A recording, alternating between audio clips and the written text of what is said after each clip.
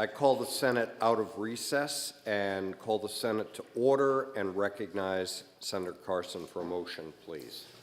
Thank you, Mr. President. I move that the Senate adjourn from the late session. All in favor, please say aye. Aye. Any opposed? The ayes have it. The motion to adjourn passes. We are now in the early session, and we'll please welcome our chaplain, Pastor Hopkins. Good morning.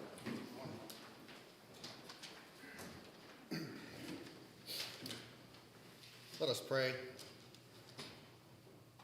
O God, give your love of justice to those who serve in the New Hampshire State Senate. Help them to rule with wisdom and compassion so that the poor and powerless may be treated fairly and with justice. Grant them wisdom to allocate our state resources. Please raise up people who will make laws to protect our freedoms so that we can live peacefully, quiet lives in dignity. In our general political climate throughout the nation, people in our state are fiercely divided into tribal political parties, unwilling to work together and compromise for the good of our state. We pray against this divisiveness that plagues our land. May the members of the New Hampshire State Senate put their agendas aside to work together in humility to serve for the good of the great state of New Hampshire. People serving in the State Senate have gifts of spirit of service that is strong, loving, and wise. Let us trust that in that spirit, as we work together to care for others and to build a community of care among ourselves. Today we remember John Jack Barnes Jr. and Joseph Joe Delahunty, two men who served with distinction in the New Hampshire State Senate.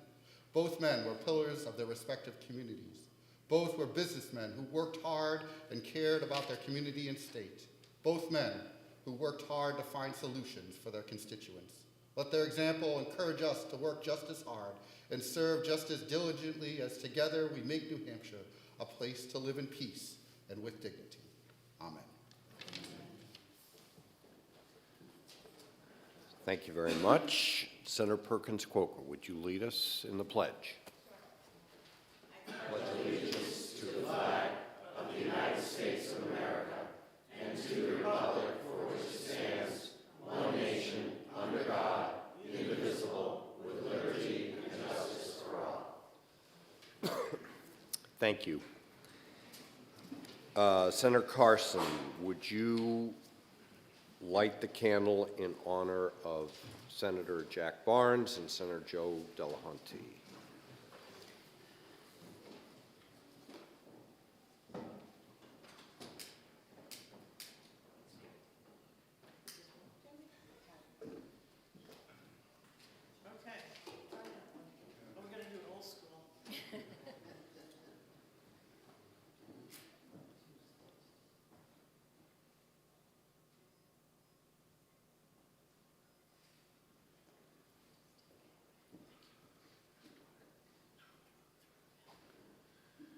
Thank you. If we could have a moment of silence for former Senator Barnes and Delahunty, please.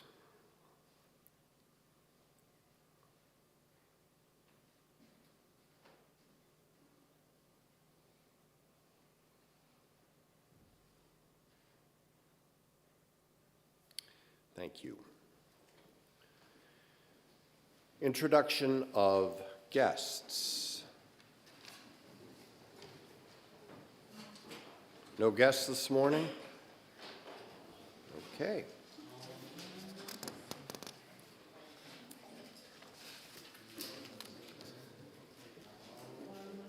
The Senate will please be attentive to the clerk.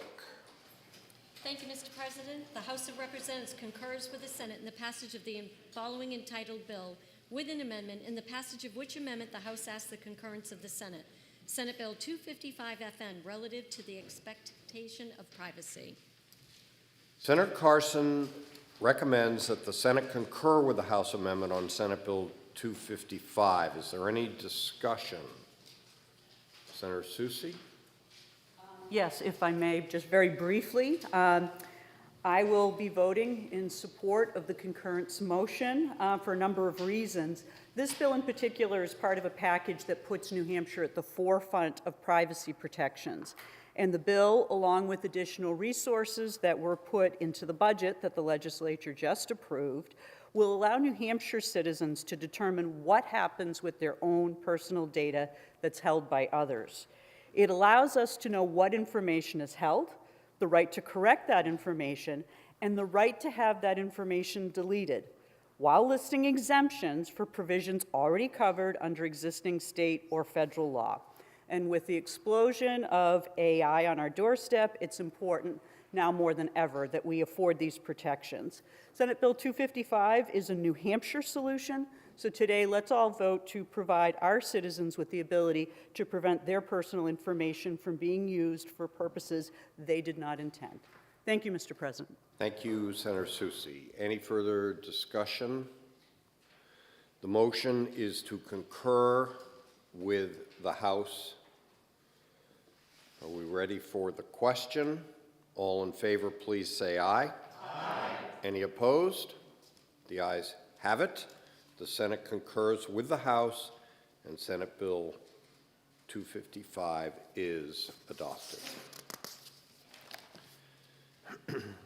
Removed from the consent calendar by Senator Innis, Senate Bill 343, and by Senator Gray, Senate Bill 580. Without objection, the following bills are special ordered to the next session. In the Committee on Commerce, House Bill 261. The Committee on Judiciary, House Bill 135. In the Committee on Transportation, Senate Bill 580. Oh, and I apologize, I missed one. In the Committee on Energy, Senate Bill 387. Good thing the clerk is right on top of me this morning because I'm just not with it, I guess. Thank you. All right, let's see if we can do a little better here. Okay, without objection, today's FN report is adopted.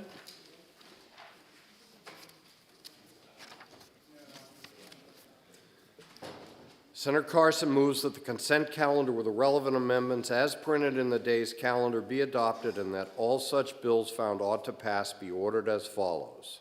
FN bills not waived under Senate Rule 4.5 to the Committee on Finance. Non-FN bills approved for referral to Finance by the day's FN report to the Committee on Finance, and all other bills to third reading. Is there any discussion? Are we ready for the question? All in favor of the consent calendar, please say aye. Aye. Any opposed? The ayes have it. The consent calendar is adopted.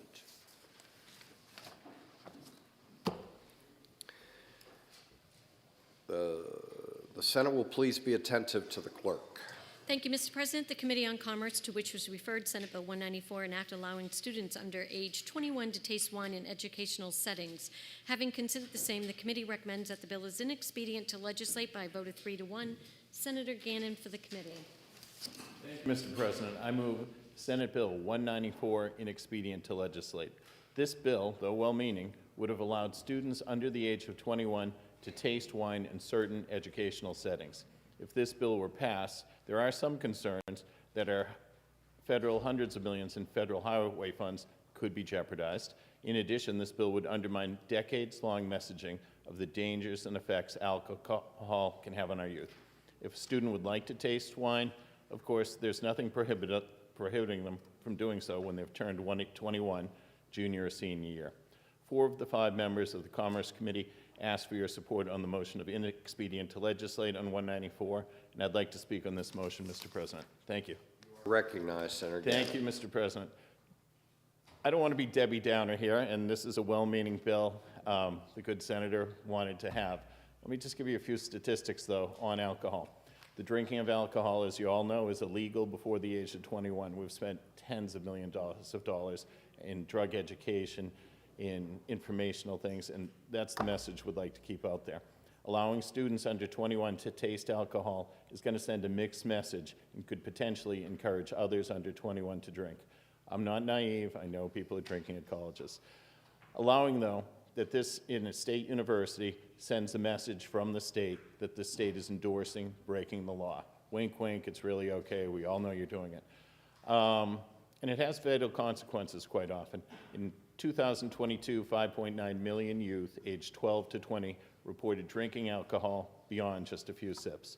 Underage drinking is a serious problem in the U.S. Alcohol is the most widely abused substance by the young. People 12 to 20 are drinking 3.4% of all alcohol. Although the youth drink is often less than when you're an adult, they drink more and they drink more of it when they're drinking. 90% of beverages containing alcohol consumed by youth, they're consumed when they're youth binging. I'll just give you a few more facts just so you have a little setting of where we're coming from. 3.2 million youths aged 12 to 20 reported binge drinking at least once in the past month. In 2022, 646,000 youth 12 to 20 reported binge drinking on 5 or more days over the past month. Alcohol is a significant factor in the deaths of many young people under the age of 21. This includes motor vehicle death, homicides, alcohol overdoses, falls, burns, drowning, and suicides. Underage drinking, if you want to know the total number, excessive drinking is responsible for more than 3,900 deaths under those 21 years old. States that have increased the legal drinking age 20 to 21 saw a 16% median decline in motor vehicle accidents. Underage drinking costs the economy $24 million in 2010. And 2 other facts I'd like you to know is drinking by those below 21 is strongly associated with alcohol and impaired driving. And in the 2019 Youth Risk Survey, 5% drove after drinking alcohol. 17% of our youth drove with the driver who had alcohol, was under 20. And finally, Mr. President, there's 150 students taking this course, I believe Senator Innis said. Most of them, it's an upper-level course. It sounds like a fun course you or I might have taken, but it should be in senior year. 18 and 20-year-olds. Is the course going to end the world here? No. Is this whole bill one way or the other going to? No. It's not going to end the world if it passes or fails. However, I did speak to Senator Innis earlier, and a committee said, I think it was on the labeling bill, Senator Innis, you said you should go to the young people and talk to them, listen to the people it affects. So I did that. I talked to some of our new UNH interns. I called my college daughter last night, and I realized they've had a seltzer or 2 at a frat party, but they felt this would send the message to anyone under 21 that underage drinking is okay, and they think you should wait till you're 21. Again, Mr. President, these 50 students that Senator Innis switches to teach how to taste wine, they're not going to be sommeliers at 18 or 19. It's, again, not going to make a big impact on those 50 more students that he adds who are underage, but it could send a dangerous message to tens of thousands of New Hampshire students that wink, wink, drinking's okay, and it's not. We have a law at 21. If someone wants to address it and lower the age, that would be fine. Thank you, Mr. President. Thank you, Senator Gannon. The motion, excuse me, is inexpedient to legislate. I recognize Senator Innis to be followed by Senator Abbas. Thank you, Mr. President. I appreciate the concerns that have been raised by Senator Gannon and in committee. And understanding those concerns, the Liquor Commission and I have worked to put together an amendment that I think adds some important safety features to the course. I would ask the Senate to please overturn the ITL so I can bring that amendment forward for consideration. Thank you, Mr. President. Thank you, Senator Innis. Senator Abbas. Thank you, Mr. President. I rise in opposition to the recommendation of ITL. Believe it or not, many years ago, I used to be a bartender. And I like to think that I have actually mastered the margarita. If you don't believe me, we'll talk later. But in order to do that, required me to sample what was being made. It got to the point I can tell if it's made properly just by the color of it, so I don't have to taste it anymore. But to get to that point, it would have been impossible for me to master a recipe without doing that. So for the students that are going to a great academic institution to educate themselves in the service industry, I'm just confused on how they're going to be able to make such recommendations without having a small sample size. We're talking less than a straw full of alcohol. There's more alcohol in cough syrup when you take that than there is in the straw of sampling a cocktail or sampling some type of wine. That's what we're trying to do here. Considering that the service industry does have workforce shortages and many restaurants have to close, this would allow some people to be more qualified when they apply for those positions. And I know as a bartender, you can do very well if you're good at your craft. But I think that this is being done at the right place.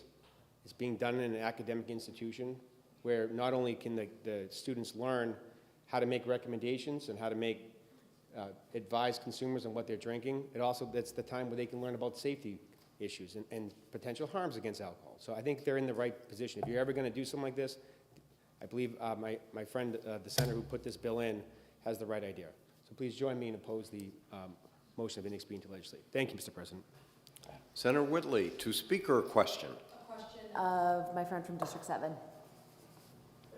Thank you for taking my question. I'm curious about this interplay between this bill and the availability of highway dollars. And so I'm wondering if you've been able to touch base with the Attorney General to get a legal opinion about whether this would conflict with our ability to receive those highway funds. I have not consulted with the Attorney General, but I can tell you that there are about 8 states that have done this, many of them years ago, and it's not been an issue at all with highway funds.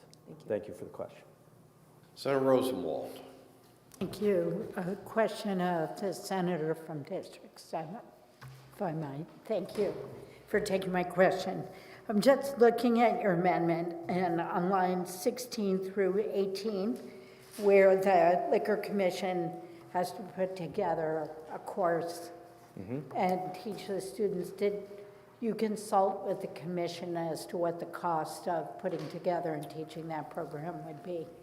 Yes, thank you for the question. And the Liquor Commission will not be charging the university. They're doing this as a part of their educational efforts. It is the same program that is provided to new licensees when they get their first liquor license. So, and I can speak much more to it in a little bit if that's all right with the body and the president. On the motion of inexpedient to legislate. Yes. Senator Gannon has spoken to it. Senator Innis has spoken to overturn it. So that's where the discussion is. Senator Carson. Thank you, Mr. President. That's what I was going to remind the body, that we are actually talking about the inexpedient to legislate motion. Senator Gannon has, not Senator Gannon, excuse me, Senator, the district from District 7 is asking us to overturn that so he can bring forward an amendment. And that's where I think we can have a really great discussion. And I rise, Mr. President, to ask the body to overturn the inexpedient to legislate. As someone who is an educator, I understand the value of having this as part of a course, and I would like the opportunity to speak to the amendment. So, Mr. President, I would just ask the body, let's have an opportunity to have a really great discussion about this. Please overturn the inexpedient to legislate so the senator from District 7 can bring forth his floor amendment. Thank you very much. Okay. Are we ready for the question? Roll call. Is there further discussion? Senator Gannon has asked for a roll call. So Senator Avard has done his usual brilliant work. The question is on inexpedient to legislate. If you are in favor of that, you will vote yes. If you are opposed to that, you will vote no. If the clerk could please call the roll. Senator Gendrew. Yes. Senator Lang. No. Senator Waters. Yes. Senator Prentiss. Yes. Senator Gray. No. Senator Innis. Senator Ward. Nope. Senator Ricciardi. Yes. Senator Fenton. Yes. Senator Chamley. Yes. Senator Avard. No. Senator Rosenwald. Yes. Senator Carson. Yes. Senator Whitley. Yes. Senator Murphy. No. Senator Pearl. No. Senator Soucy. Yes. Senator Birdsell. No. Senator D'Alessandro. Yes. Senator Perkins Coca. Yes. Senator Abbas. Yes. Senator Gannon. Yes.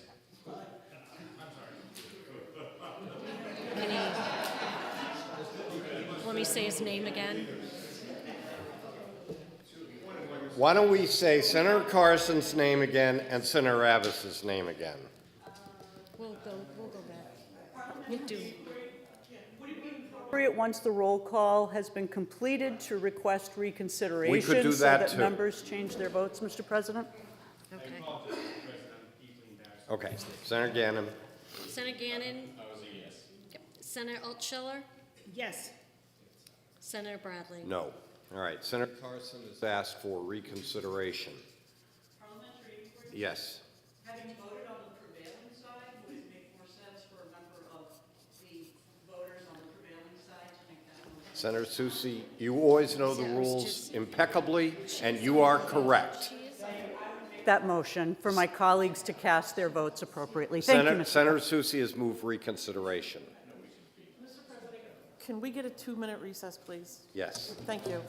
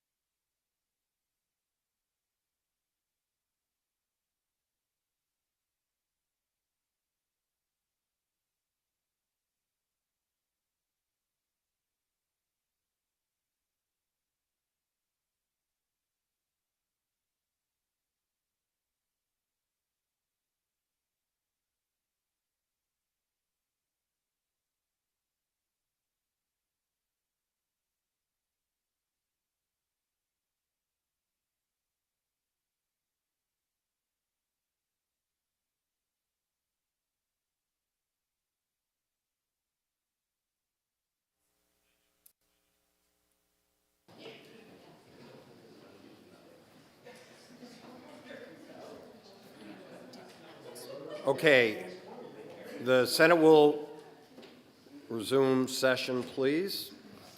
The parliamentary situation is as follows. Senator Soucy has moved reconsideration. Is everybody ready for the question? So all in favor of reconsideration?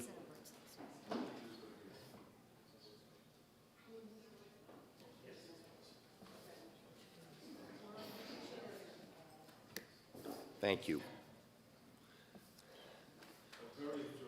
Thank you.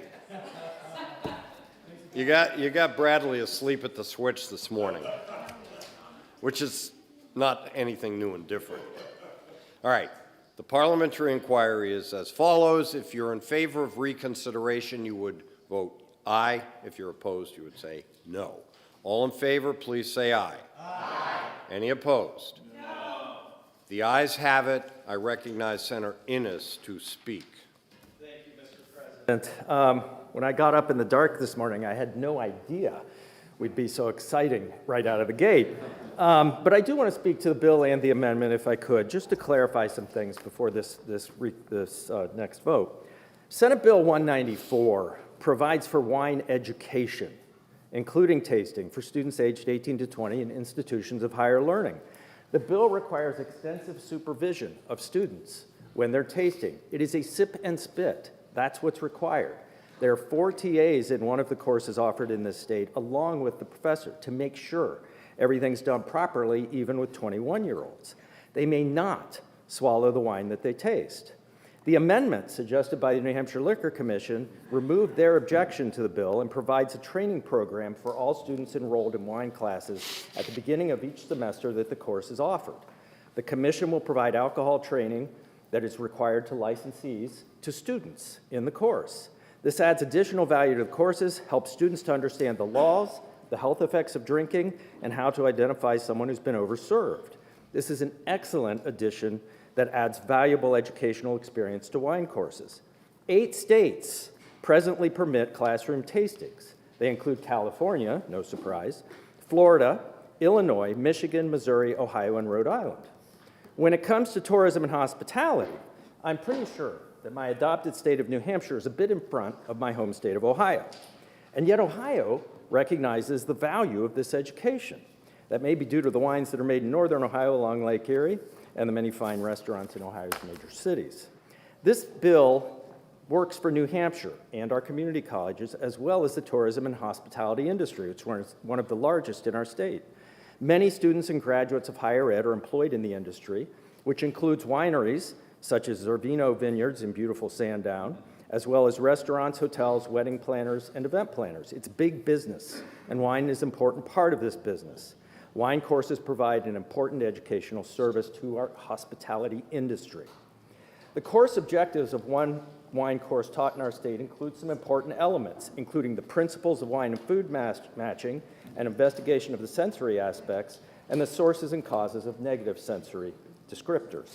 Importantly, the course also includes an understanding of the physiological issues of alcohol consumption, as well as the legal, ethical, and social responsibility associated with alcoholic beverage production, service, and consumption. Graduates of such courses across our state add value to businesses such as the Hanover Street Chop House, Massimo's, the 100 Club, and many others. If staff have an understanding and knowledge of wine, that experience enhances the dining experience of guests and helps the businesses. This bill and its amendment put important protections in place, and it's a bill that is about education. It is not about getting drunk. It's about responsibility and knowledge, Mr. President. It is not about getting drunk. Quite the contrary, this bill helps students to be better in their use of alcohol, not just in college, but in life. The industry and education is very supportive of this bill, and it deserves our support, and I do hope we can overturn the motion of ITL.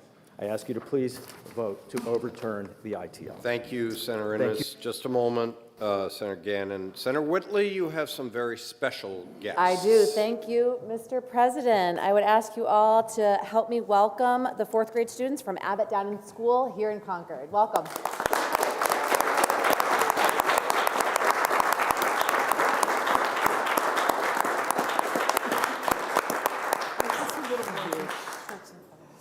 Nice bow tie.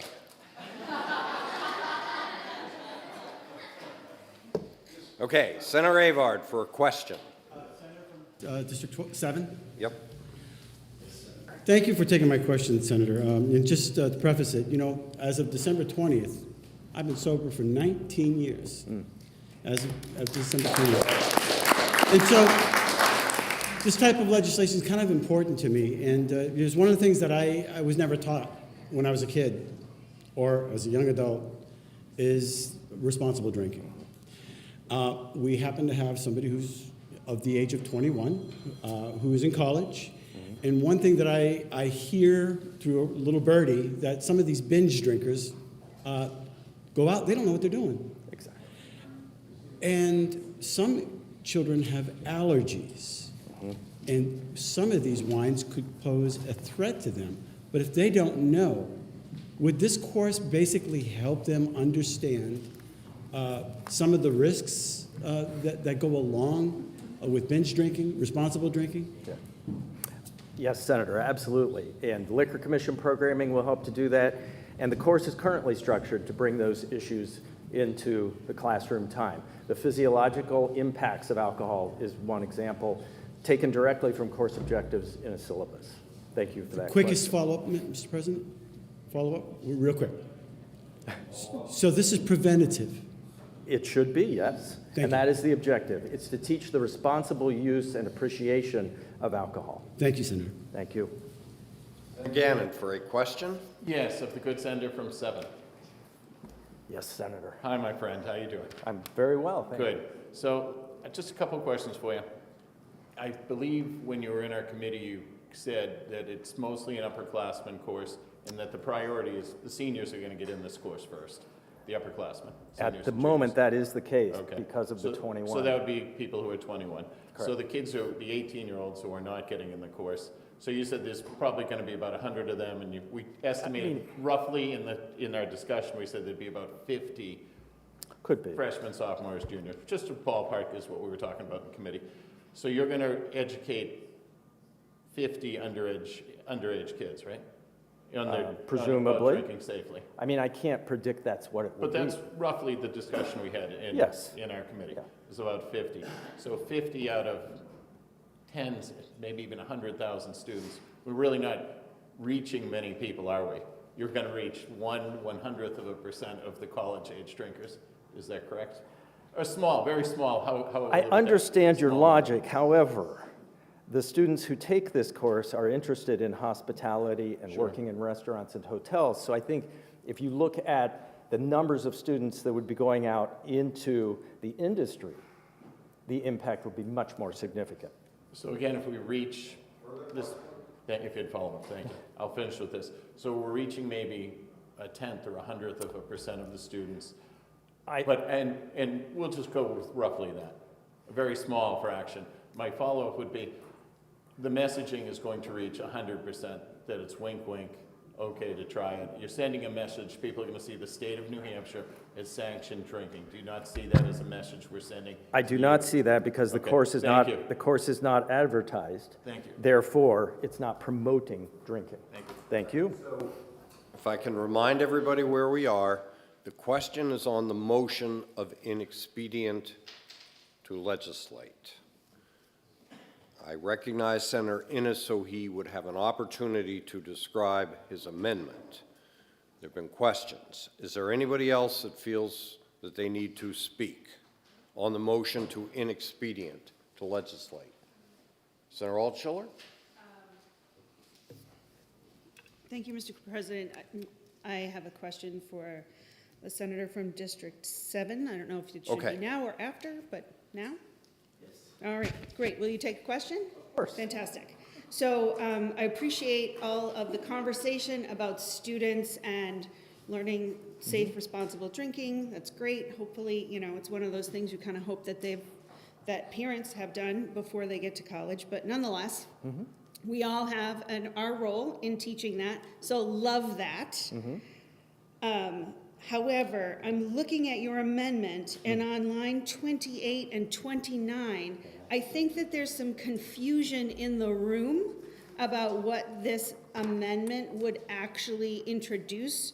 It says that the qualified academic institution has established an associate degree or bachelor degree program in enology or brewing that is designed to train industry professionals in the production of wine and beer. So this is not, just for clarification, because we're hearing a lot about how helpful it is to learn how to, taste your product if you're a bartender, or a possible route to being a sommelier. Every sommelier is not an enologist, and Very neither true. is every enologist a sommelier. They are a connected industry. Yes. And so is the intention of your amendment to specifically hone in on enology and brewing? No. And all of this discussion about hospitality in service of other alcohols is actually non-germane to this amendment? Thank you for the question, and I would say no. Presently, a student can take brewing courses at the university at the age of 18. They simply can't taste it.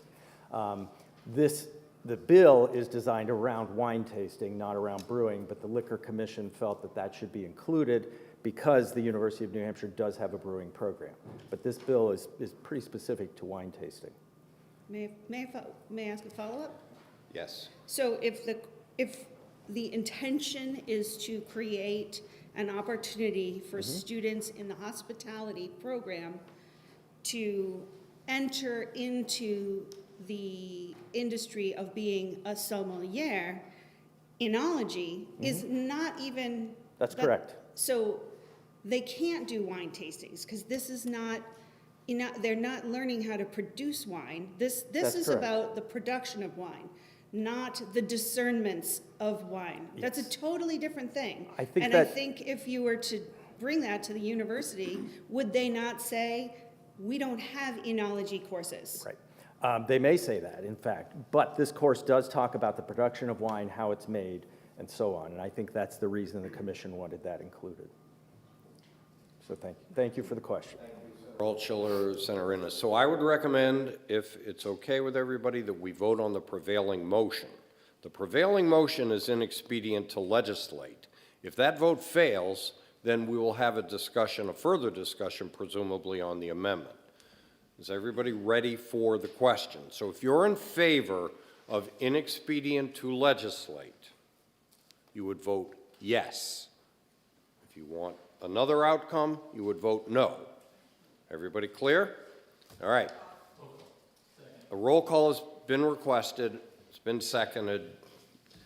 The clerk will please call the roll. Senator Gendrew. Yes. Senator Lang. No. Senator Waters. Yes. Senator Prentiss. Yes. Senator Gray. No. Senator Innis. No. Senator Ward. No. Senator Ricciardi. Yes. Senator Fenton. Yes. Senator Chanley. Yes. Senator Avard. No. Senator Rosenwald. Yes. Senator Carson. No. Senator Whitley. Yes. Senator Murphy. No. Senator Pearl. No. Senator Soucy. Yes. Senator Birdsell. No. Senator D'Alessandro. Yes. Senator Perkins Quokka. Yes. Senator Abbas. No. Senator Gannon. Yes. Senator Altschiller. Yes. Senator Bradley. No. So the ayes have it. 13 to 11, the motion of inexpedient to legislate prevails, and it's 5 o'clock somewhere.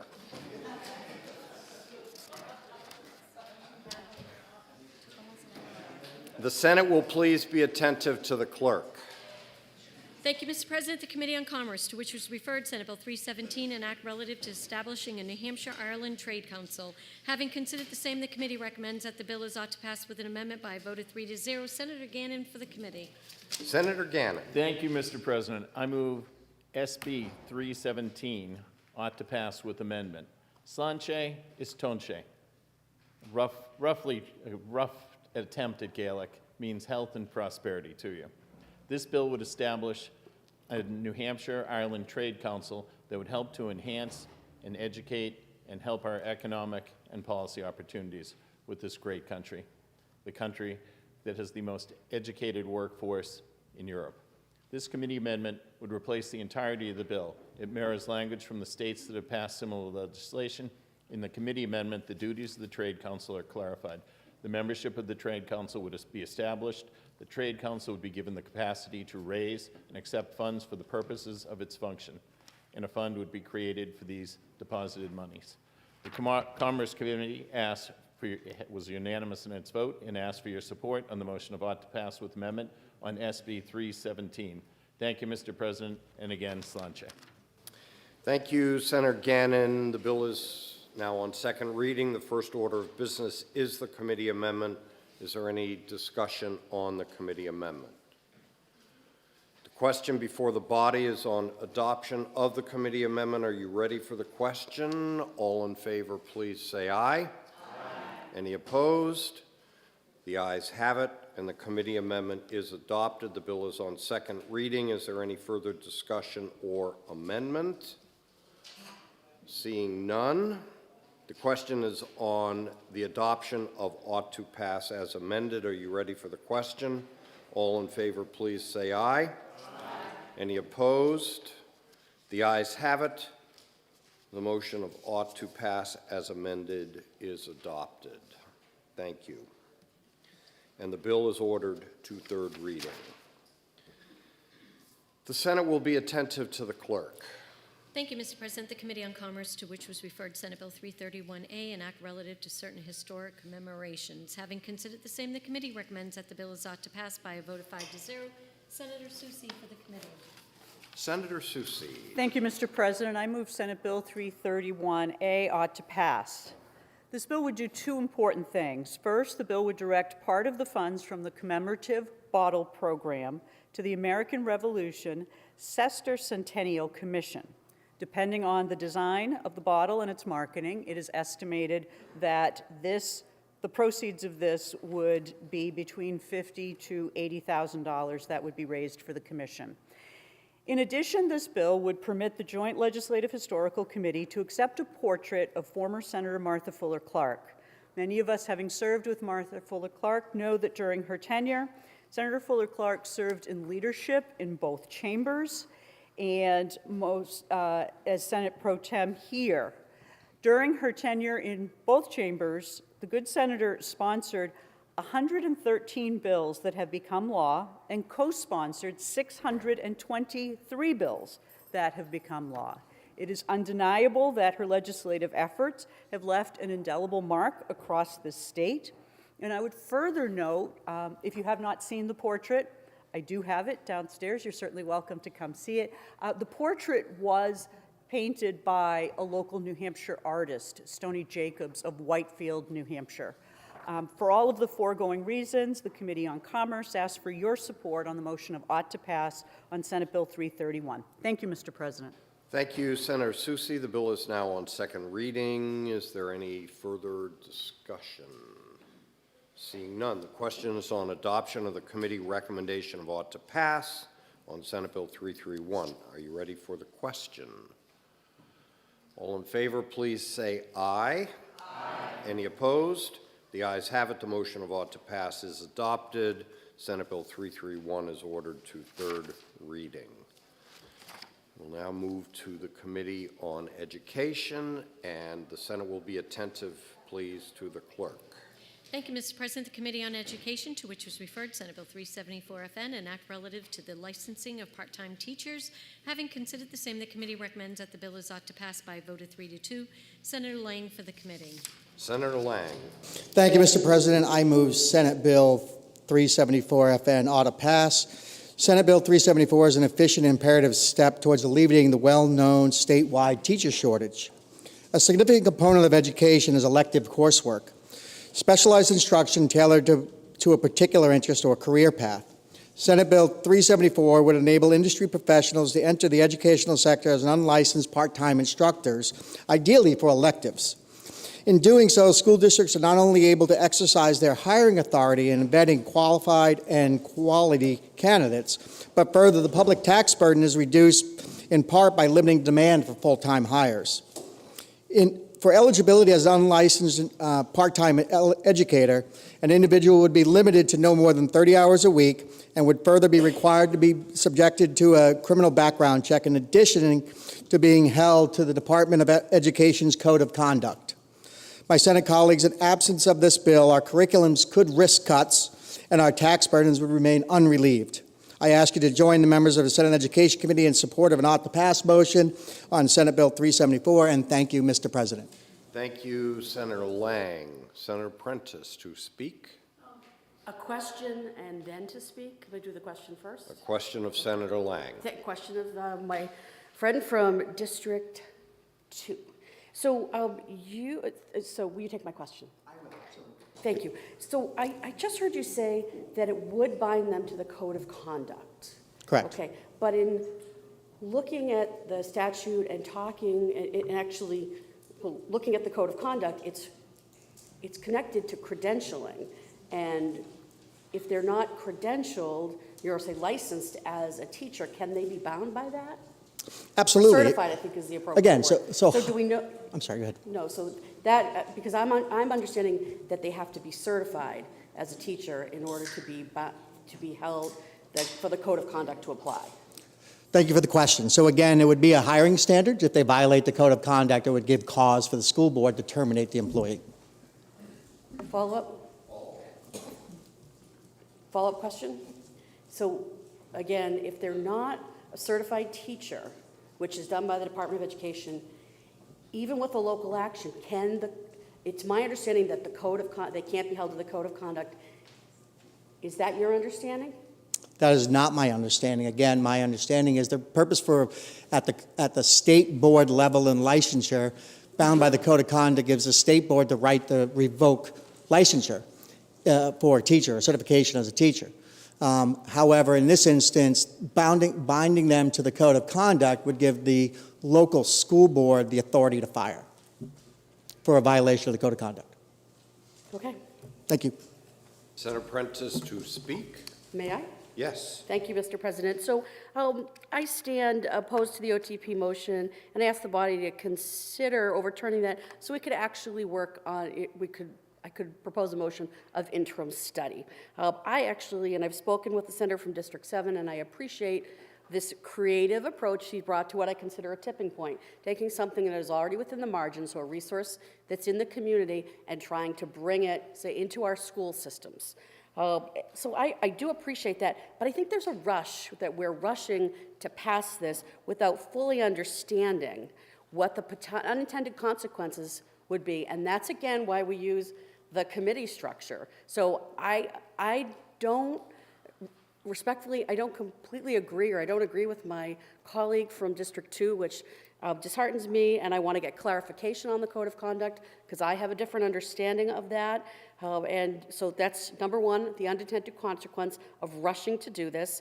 I was going to talk about the Code of Conduct and ethics, but I'm going to set that aside based on this conversation that we've already had. And I just want to point out that and again, I think this is a creative solution that's within the margin, but we did have a bipartisan teacher shortage commission that looked at this issue, and this wasn't even one of the recommendations. It doesn't mean we shouldn't do it, but it wasn't in there. So I just want to take a deep breath and do this right. So I ask my colleagues to join me in overturning this OTP so that we can go back and work with Senator from District 7 and get this right. Thank you, Mr. President. Thank you. Thank you, Senator Prentiss. Senator Waters to speak. Thank you, Mr. President. I rise in opposition to the motion, although I understand the intent here to make possibly available to school districts people who could teach some classes.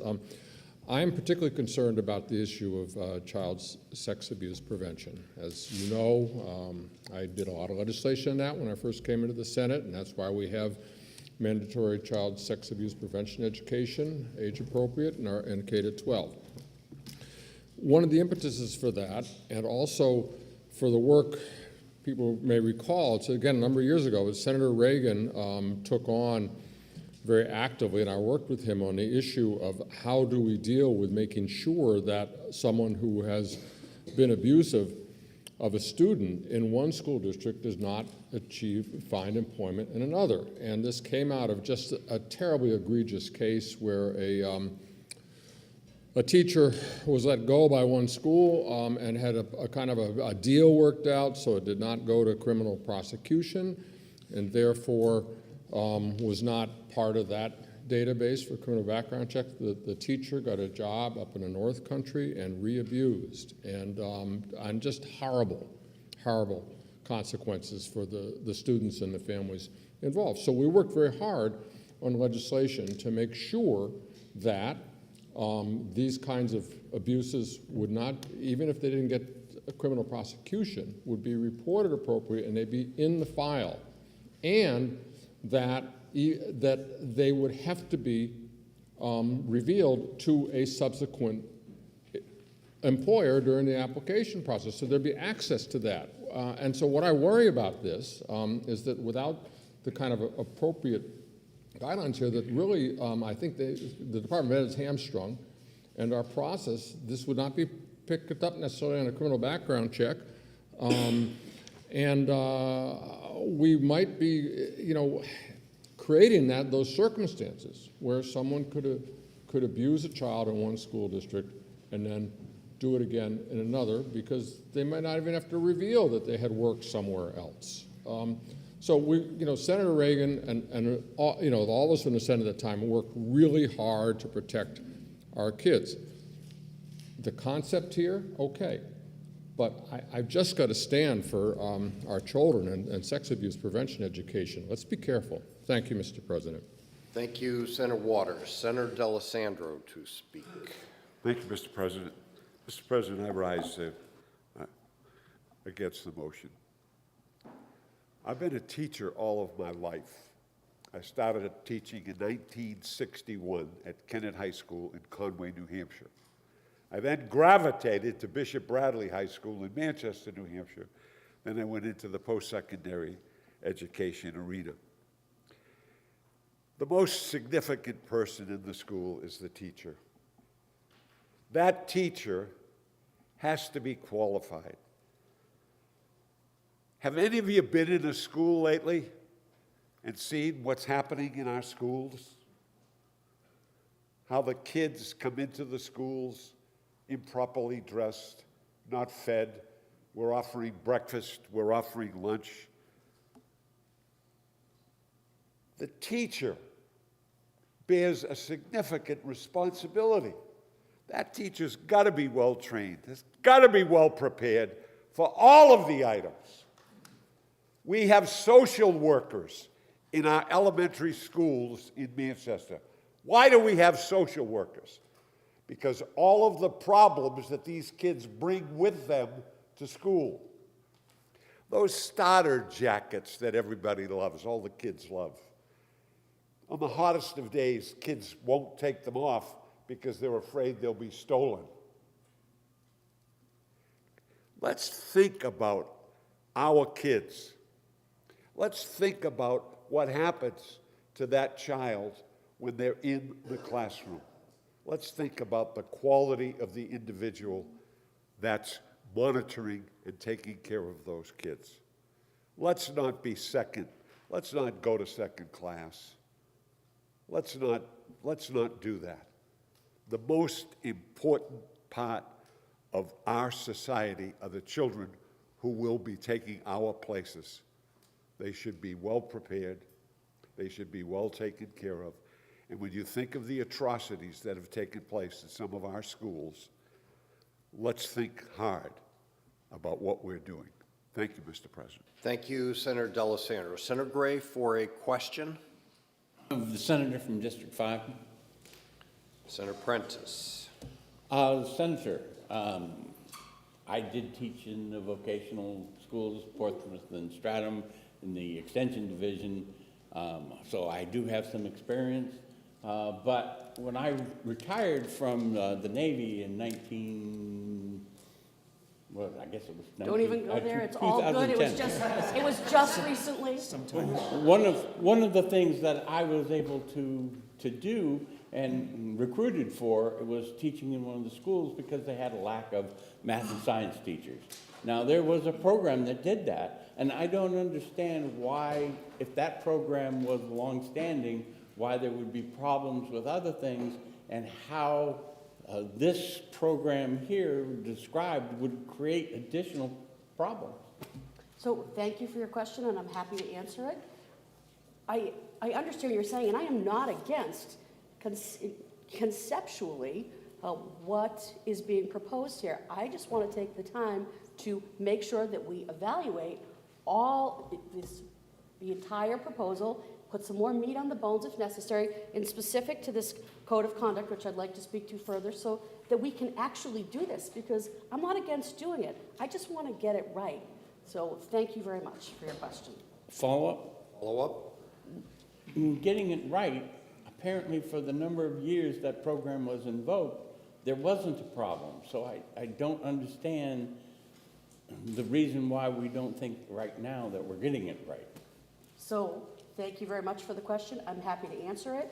So now maybe in 2017 is when the Department of Education, based on an action by the legislature, put a code of conduct and ethics into place that's tied to teacher certification, because there were problems. So times have changed, and it is our obligation, based on the 4 core principles of that, to protect the students and the educators and the other professionals in the educational setting. So I understand you had a different experience, and I honor that, but I do think, based on the fact that we have this code of conduct and ethics, and it's tied to certification, it came for a reason, and that we ought to pay attention to it.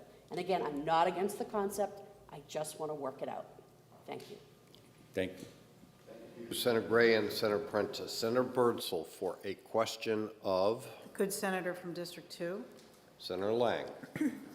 Thank you for taking my question. Would this force any school district to hire a part-time teacher, or just give them the flexibility to fill hard-to-find positions?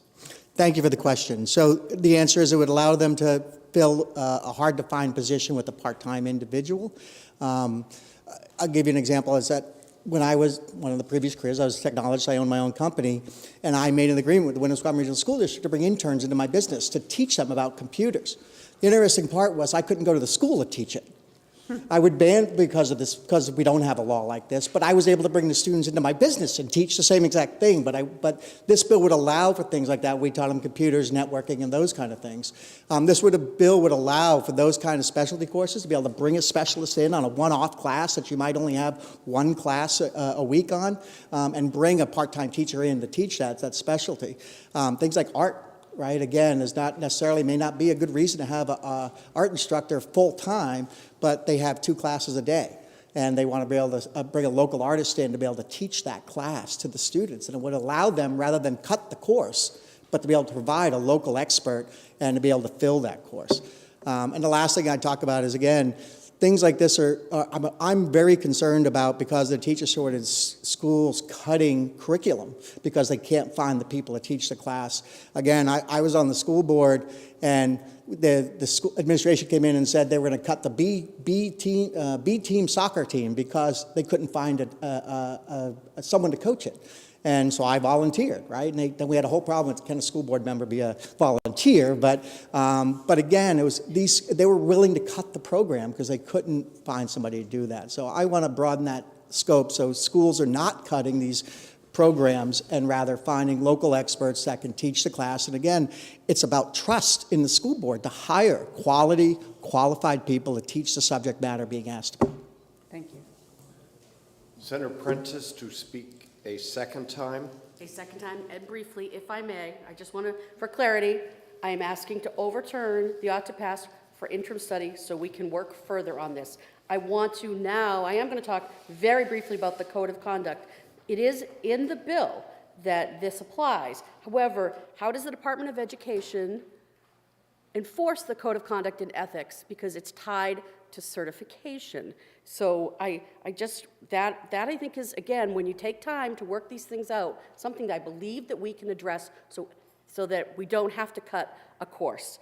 Code of Conduct and Ethics, 2017, 4 areas: responsibility of students, responsibility to the education profession, responsibility to the education professionals, responsibility to the school, community, and ethical use of technology. And I found a quote from the Commissioner of Education when this was passed.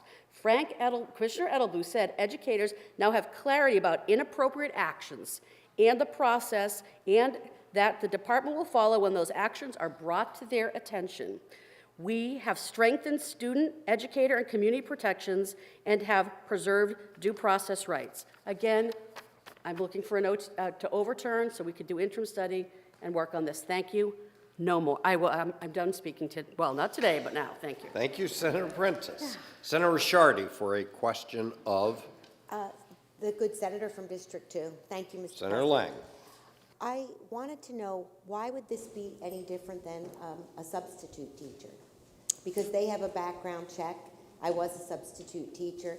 That I would like to know how you compare that. Sure.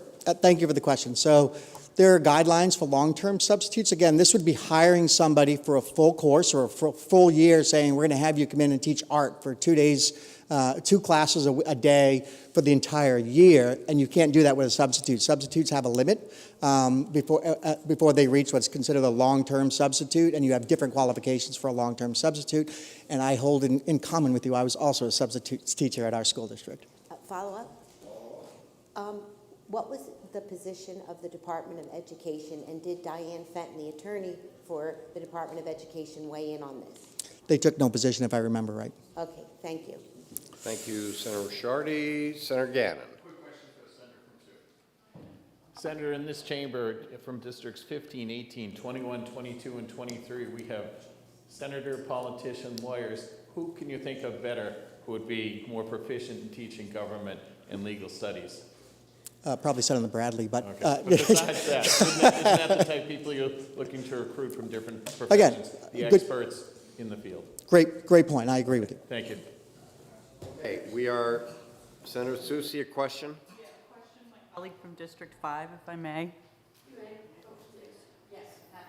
Thank you, Senator. I just want to be clear with you that this would apply to any grade level, although our discussion today has been about very high-level courses, so high school, maybe middle school. This statute would apply to kindergarten, to anyone. So if there are questions about someone's background and they're part-time in a kindergarten class or a first grade class, wouldn't we want to clarify those things before we move forward today? Thank you for the question. I'm happy to answer it. So background checks are included in this, but again, the code of conduct and that clarity where it's tied to certification needs to be further worked through. And this does apply to all grade levels. So from our smallest of children to those that are going to graduate from high school and move on. And one follow-up, if I may. So even with the provision of a background check, the situation described by Senator Waters earlier, the senator from District 4 in his testimony, there are incidents that because they are not charged will not appear on a criminal record that could be missed. That is my understanding. Thank you, Senator. Thank you, Senator Soucy. Senator Prentiss. All right, our last speaker, Senator Innis. And I promise to be brief. Thank you, Senator Lang, for fielding the questions. I appreciate that greatly. We have a serious teacher shortage in the state of New Hampshire, and the city of Franklin in particular is suffering. This bill is designed to help our local schools to bring folks in on a part-time basis to fill holes. Franklin is working with the community college system to get courses taught. This should facilitate getting these courses taught in their schools by people who are probably pretty well qualified. Presently, I've been in higher education for 32 years. I was a dean for 12 years. I can't teach a consumer finance course in high school. I have no desire to do so, but I wouldn't be permitted to do that. My father was a printer, and he was hired by a high school in Grove City, Ohio, with no college degree to teach printing to young people. He became one of the best teachers in that school. I can't tell you how proud I am of him for that. He was an exemplar for me, and it's one of the reasons I'm here. Thank you, Dad. In my 12 years as dean, and as a college administrator, university administrator, I learned to trust the department chairs and associate deans to make the right decisions, to hire the best people, and to bring them to us. Let's trust our superintendents to do the same thing. They have the best interest of our children at heart. They know what they're doing. I trust them to do the right thing, and I ask that all of you do the same. Let's help our schools address this critical teaching problem and shortage that they have. Please support this bill. Thank you, Mr. President. Thank you, Senator Innis. I think there's a request for a roll call. Senator Avard, seconded by Senator Soucy. Seeing no further discussion, the clerk will please call the roll. I think everybody's here. Okay. Senator Gendrew. Yes. Senator Lang. Yes. Senator Waters. No. Senator Prentiss. No. Senator Gray. Yes. Senator Innis. Yes. Senator Ward. Yes. Senator Ricciardi. Yes. Senator Fenton. No. Senator Shanley. No. Senator Avard. Yes. Senator Rosenwald. No. Senator Carson. Yes. Senator Whitley. No. Senator Murphy. Yes. Senator Pearl. Yes. Senator Soucy. No. Senator Birdsell. Yes. Senator D'Alessandro. No. Senator Perkins Coca. No. Senator Abbas. Yes. Senator Gannon. Yes. Senator Altschiller. No. And Senator Bradley. Yes. The ayes have it, 14 to 10. The motion of ought to pass is adopted. Senate Bill 374 is ordered to third reading. Senator Birdsell, you have some special guests. Yes, I'd like the body to welcome the students from Next Charter School in Derry. Welcome to the State House.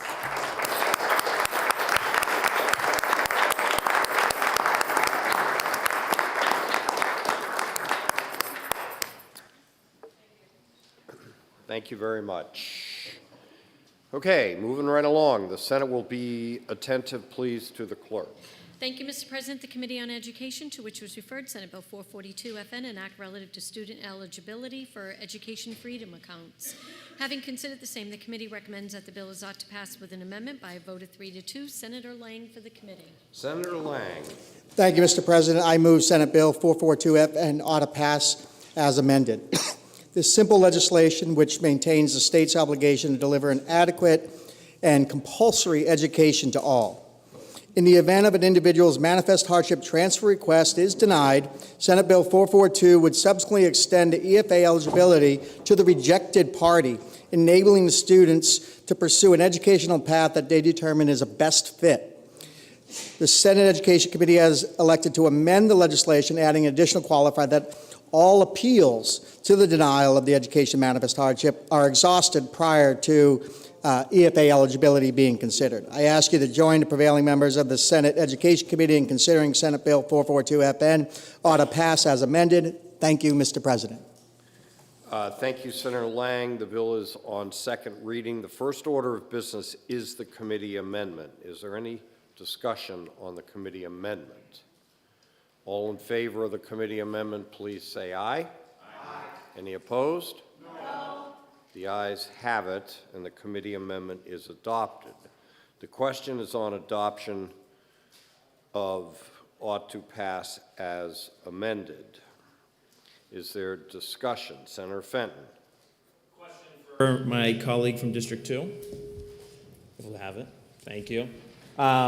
Just wanted to clarify some things, and I'm looking at the hearing report, question that you and I had talked about.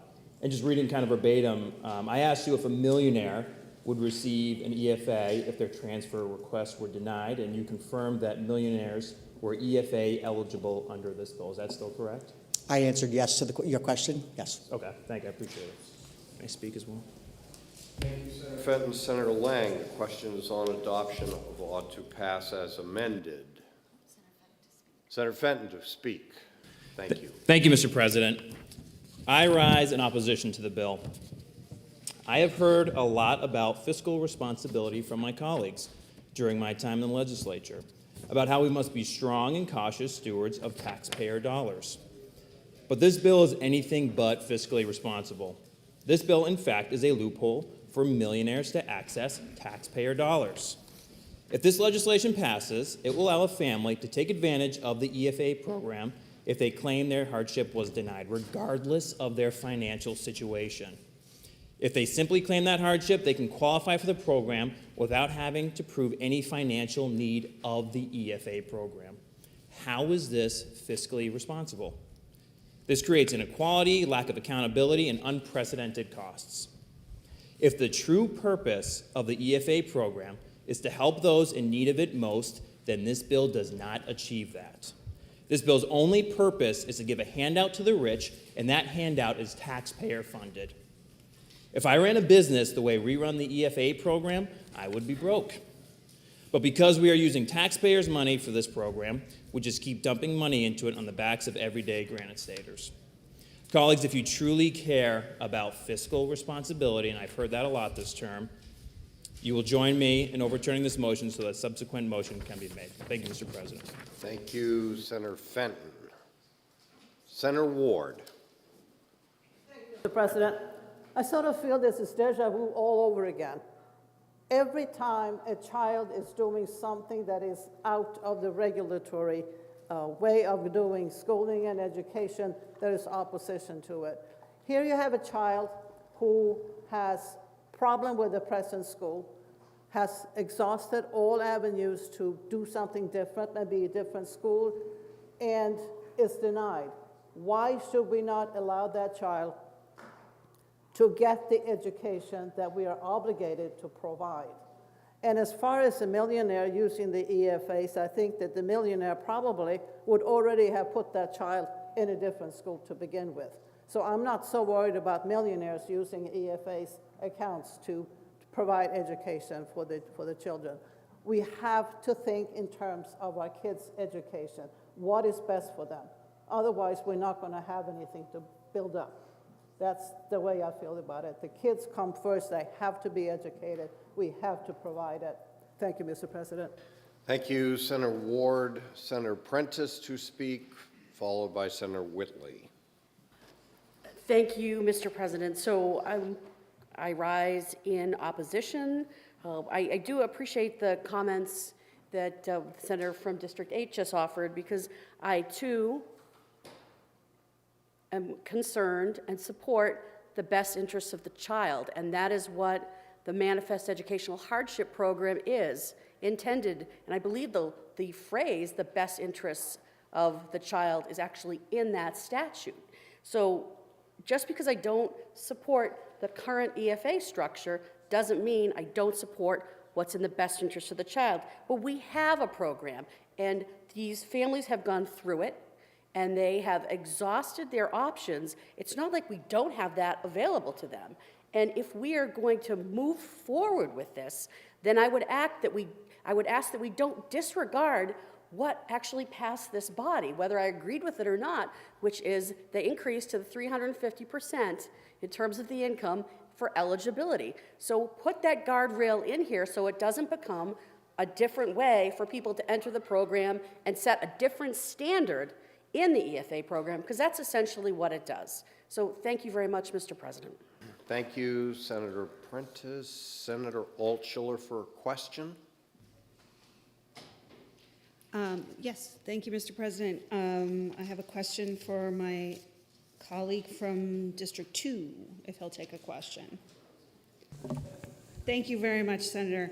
In looking at the hearing report, it looks like there were 533 people who opposed this and 30 in support. That's a 17-1. How did that factor into your decision-making, knowing that there was such a hefty majority of people who felt so strongly against this that they took the time to either come here or to go through the online system and sign in? Thank you for the question. I do take it into consideration. Thank you.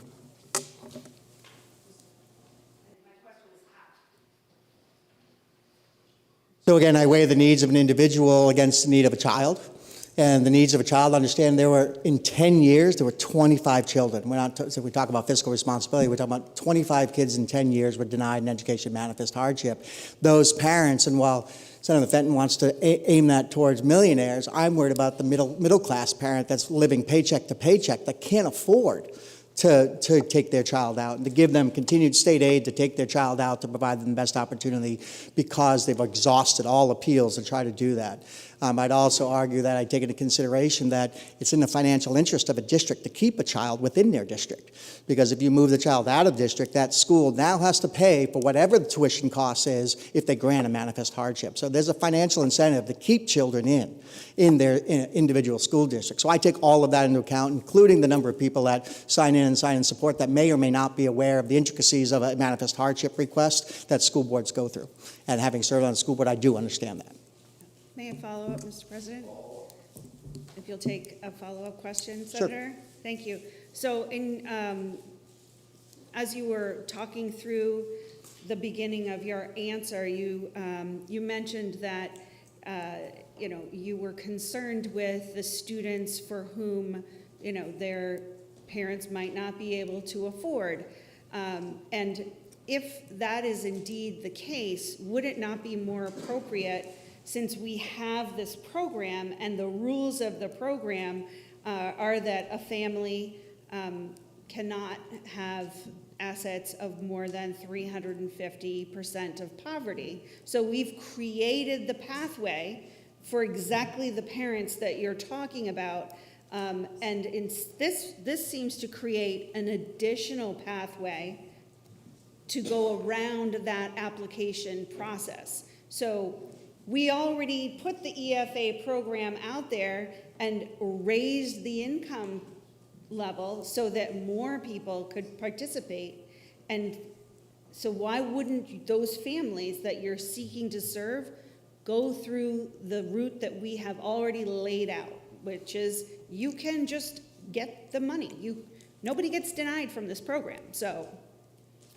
So I guess the answer to your question is, again, those parents that are just above that threshold who have made the effort. And understand, a request for manifest hardship is not an easy task that's done willy-nilly. It is a long-term process that goes all the way to the state school board of education for denial process. So this is not an easy path. So you have a middle-class parent who exceeds the threshold and is required under compulsory education and can't get their child into a school based on a hardship. Again, there's a financial incentive to keep them in that school district. This gives a pathway for those middle-class parents to be able to still get state support. Thank you. Senator Chandley for a question. The senator from District 2, please. Thank you very much for taking my question. So it's my understanding that there is a process in place for requesting transfer due to manifest hardship, and that process includes appeals as well as the initial request. Now, if in fact all of the requests and the appeals, which you just said was a very hard process, if in fact they're all denied, doesn't that count for something? If we then say, well, if that all happens, we're going to extend the EFA program to you, are we then not saying the process and the decisions being made were irrelevant or worthless? Not at all. I think that, again, 25 out of 10 years shows that the vast majority of hardships are granted. However, again, we have a compulsory education requirement in the state of New Hampshire, and this gives those middle-class parents who have identified a hardship that the school may or may not agree with to be able to give them options for state aid to be able to get their kid into school and be in compliance with compulsory education. Thank you. Senator Prentiss for a question. Question of my colleague from District 2. Thank you very much for taking my question. So you just said, in your last, not in response to Senator Chandley, but before that, I can't recall, just a few minutes ago, who you were responding to about, it was actually the senator from District 24 talking about income levels, and you mentioned, well, if they're just above the threshold. So if they're just, the way this bill is constructed, it doesn't recognize the current eligibility that we have in statute, again, whether I agree with it or not, that has been passed by this body. So are we trying to move that needle? Are we trying to move that eligibility level? Because it's not clear to me, there, and we'll take millionaires and set them aside. Is it just above the threshold, or is it anyone? Thank you for the question. It's to give all parents school choice in the case where they have made a request for a hardship and they've been denied, not to force a student into a school that they have a hardship in. Thank you very much for answering my question. May I, very briefly? A third time? Okay. Oh. Prentiss. Senator Whitley to speak. Thank you, Mr. President. I find this conversation sometimes difficult to listen to. Not because I don't care about children. I think people in here know that children are my favorite people. I care about them the most. I wake up thinking about how I can help New Hampshire children. So much so that when I introduced a bill to directly certified children, Medicaid direct certification, so children can eat in school, right? I introduced bills to address the child care shortage. I introduced bills that are generally helping mothers, so they're going to help children. Every time I introduce one of those bills, I am told, I am encouraged to understand that this needs to fit into the whole structure, that fiscal responsibility doesn't mean, we can provide unlimited support to everyone. Yet here we are, yet again, with one particular program. We have asked for a number of different controls on fiscal responsibility for the IFA program. They've been denied. And here we are again, creating a new pathway for this EFA program without any income threshold, without any controls. I don't understand why we need to be fiscally responsible when we're talking about feeding hungry children, but we don't need to be fiscally responsible when we are allowing millionaires to access to a program. I don't understand it, and Mr. President, I respectfully ask that the body vote this down. Thank you, Mr. President. Thank you, Senator Whitley. Senator Gendro for a question. Question. Thank you, Mr. President. So I'd like to ask the question of my colleague from District 2. Is this program fiscally responsible? Thank you for the question. Again, my statement is yes, it is a fiscally responsible. Remember, we're not changing the amount of money the state spends on education. We're just transitioning where that money goes. So the same amount of money, we're not increasing spending in the state of New Hampshire. The money would move from, instead of going to a local school district, although there are some caveats to that, would go to a parent to be able to send their kid to a private school. So we are not increasing spending in this bill by moving this over. That it just allows a pathway, the same amount of money that would be spent, actually, and I would argue even less. We just heard from a news article that the average cost of an education in the state of New Hampshire is now at $20,000 per student. A child taking advantage of this program due to a hardship would only be getting about $5,200 instead of $20,000 in tax dollars. So again, is that fiscally responsible to reduce the overall education spending on a single student from $20,000 to $5,200? I'd say yes, that's fiscally responsible. Thank you, Senator Lang. Senator Ricciardi. 2-minute request. Recess, okay. please, Mr. We'll be in President. recess for 2 minutes.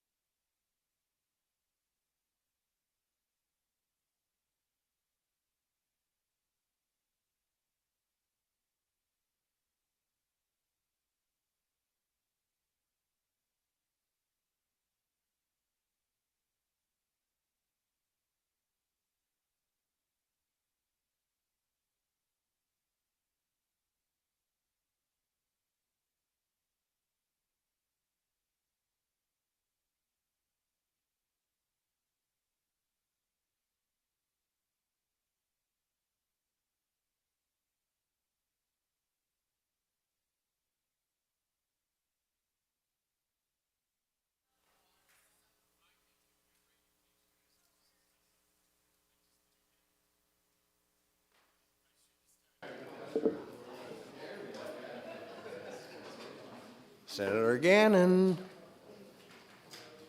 Senator Birdsall is recognized for a motion. President, move the question. Senator Birdsall moves the question without objection. The last two speakers are Senator Ricciardi and Senator Carson. Senator Ricciardi. It's a speaker or question?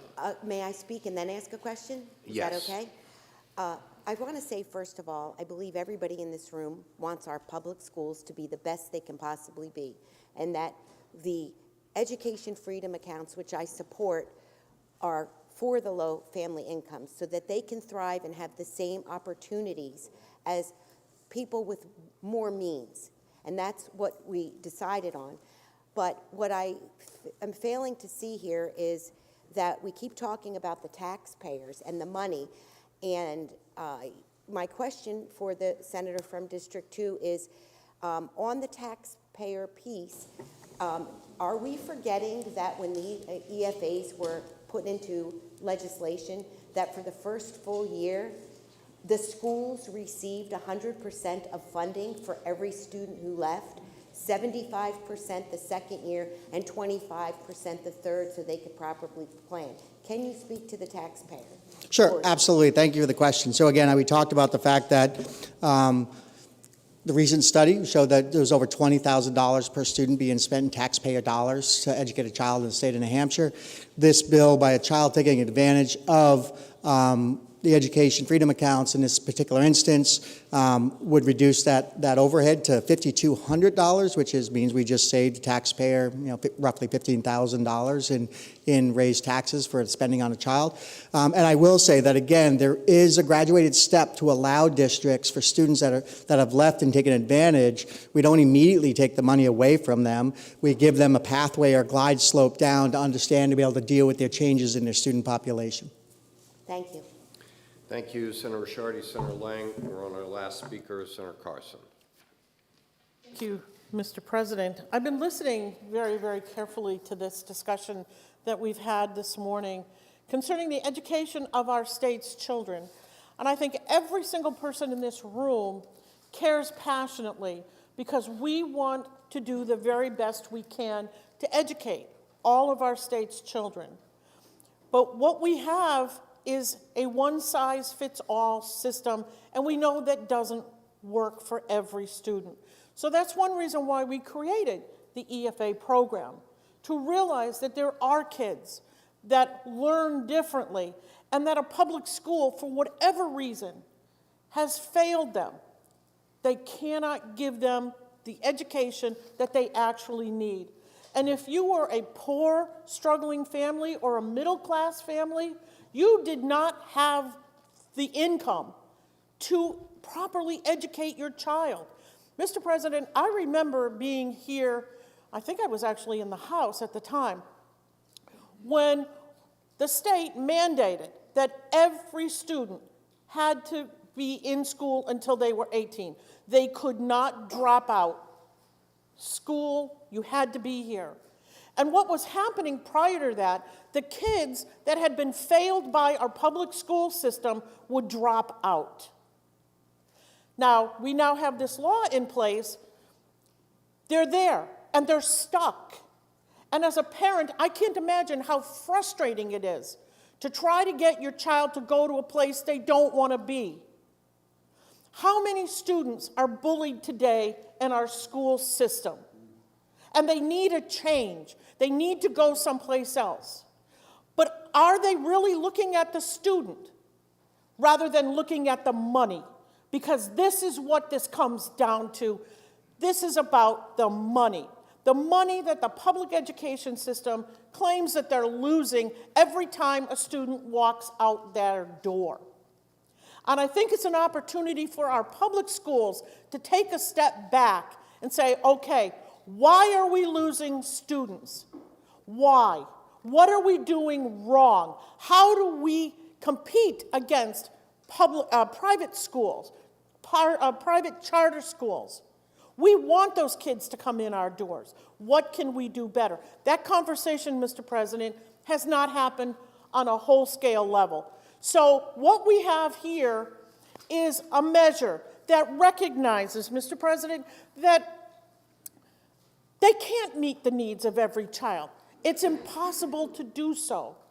And this problem has been exacerbated by COVID because so many kids lost time, critical time, in their educational journey that now the schools are coming to us and saying, we need more money so we can make that up. They need additional instruction. And how ironic is it, Mr. President, because we're talking about money, that these schools were still paid all during COVID, and so were their personnel. So now we are stuck in a hard place. We've allocated more money, but we have students that are languishing in failing schools. And I don't think that throwing money at the problem is going to solve it. I like to tell a story, Mr. President. I went with my daughter to the doctors. And as you know, you sit in the waiting room and there's usually magazines or something. So I picked one up, and it was a Reader's Digest. And on the front of it, it said, "Our failing school systems." Mr. President, that Reader's Digest was from 1962. 1962. And what has changed? I ask all of you, what has changed? Other than we keep pouring more money in. Mr. President, we need to think about the children that are being affected here, the children that are trapped, the poor children, the middle-income children, in a failing school system. What we are trying to do is to give them opportunities so they can get that public education. Now, we talk about the hardship program. That is extremely difficult to do. Sometimes people have to sell their home and move out of the district in order to get their kids into a different school system. Think about what that means, the disruption to that family. And good luck finding another place to live here in New Hampshire, because you all know we have a housing crisis.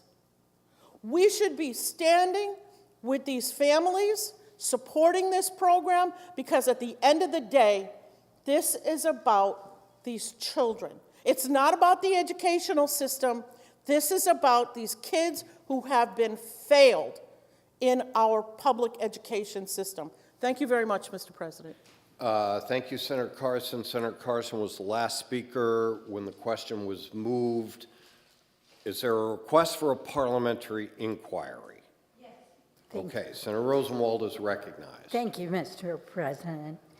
If I understand that this bill is likely to be a budget buster and lead to increased property taxes, and I understand that this is because most of the educational costs in a district are fixed: heat, buses, water, books, etc.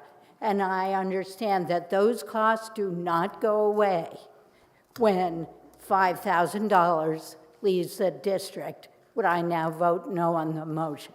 Thank you. Thank you, Senator Rosenwald. I've already recognized one parliamentary inquiry on the opposing side. All right, Senator Whitley. President, if I know that the state is 50th in providing state funding to our local school districts, if I truly want to improve public education by adequately funding our public education, would I vote no on the pending motion? Thank you, Senator Whitley. The question is on the motion of ought to pass as amended. Senator Avard has requested a roll call. Senator Lang. If you are in favor of the motion of ought to pass as amended, you would say yes. If you are opposed to that motion, you would say no. The clerk will please call the roll. Senator Gendrew. Yes. Senator Lang. Yes. Senator Waters. No. Senator Prentiss. No. Senator Gray. Yes. Senator Innis. Yes. Senator Ward. Yes. Senator Ricciardi. No. Senator Fenton. No. Senator Chanley. No. Senator Avard. Yes. Senator Rosenwald. No. Senator Carson. Yes. Senator Whitley. No. Senator Murphy. Yes. Senator Pearl. Yes. Senator Soucy. No. Senator Birdsell. Yes. Senator D'Alessandro. No. Senator Perkins Coca. No. Senator Abbas. Yes. Senator Gannon. Yes. Senator Altschiller. No. Senator Bradley. Yes. The ayes have it, 13 to 11. The motion of ought to pass as amended is adopted. Senate Bill 442 is ordered to the Committee on Finance. Moving right along to election law. The Senate will please be attentive to the clerk. Thank you, Mr. President. The Committee on Election Law and Municipal Affairs, to which was referred CACR 22, a resolution relating to New Hampshire presidential primary, providing that New Hampshire presidential primary shall be the first presidential primary of the presidential election cycle. Having considered the same, the committee recommends that the resolution be ought to pass by a vote of 5-0. Senator Abbas for the committee. Senator Abbas. Thank you, Mr. President. I move CACR 22 ought to pass. This constitutional amendment concurrent resolution establishes New Hampshire's presidential primary as the first electoral contest in the nation. Elections in New Hampshire are special, and having the first in the nation primary has become our tradition. Over the years, being first has made campaigning here popular, giving citizens multiple opportunities to meet and get to know candidates. This translates into more involvement in the election process and greater voter turnout on primary day. There's also an economic benefit to being first in the nation. Office spaces are rented, hotels and restaurants. We've seen an increase in small business profits due to the popularity. Recently, our position as first in the nation has been under attack. Out-of-state organizations have applied political pressure to move our primary date. We need to protect our traditions, and establishing the New Hampshire presidential primary as first in the nation in the state's constitution will do that. The Election Law and Municipal Affairs Committee asks for your support on the motion ought to pass on CACR 2. And Mr. President, I wish to speak on the motion. You are recognized to continue to speak. Thank you, Mr. President. There's several traditions we have here in the state, and you really, when you want to look at the traditions that put us on the map, is when you travel out of state and you tell people you're from New Hampshire. I always hear it's the live free or die motto that's always brought up. Our first in the nation presidential primary has always been brought up. And people always mention the old man, the mountain. We have already lost the old man. And now they're trying to take our primary away. That will be another tradition of ours taken away. Why do they want to take it away? It seems that the order of the primary is being suggested to benefit a particular candidate who didn't perform well in 2020 presidential primary. It's a matter of record that the Democratic National Committee has suggested that New Hampshire doesn't deserve to be the first in the nation primary because of our state's demographics, which I think is insulting to the New Hampshire voters to suggest that we're not deserving of the first in the nation primary for that reason. We don't have any control over those demographics, but to think that we would lose a tradition due to something that's based on race or is racially motivated is not fair to the New Hampshire voters. The attack against the New Hampshire primaries becomes so real that the incumbent president of the United States is boycotting the primary in our state. That's how real it's been. There's been publications from the Democratic National Committee calling our primary meaningless and trying to encourage presidential candidates running for the highest office in this country that are members of their party to not even participate in the primary. New Hampshire voters deserve better, so let's enshrine our state's tradition into our Constitution by giving that right to the people. And when you put it into the Constitution, that is where it belongs. This is a tradition that we're giving the right to our people. We're not going to let an out-of-state political organization pressure anyone to take it away from us. Please join me in supporting the ought to pass. Thank you, Mr. President. Thank you, Senator Abbas. The bill is now on second reading. Is there further discussion? Senator Soucy. Thank you, Mr. President. I do rise in support of the CACR, although I have to say, if anything, I want to be very, very clear to the citizens of this state. No one in this country, no organization, can take away something they never gave to us. It's something that we created, whether it was in the early 2000s, the Republican National Committee, or now the Democratic National Committee, or the Rules and Bylaws. I don't want anyone to think that there is a question about the first in the nation primary. We all know what's happening on January 23rd.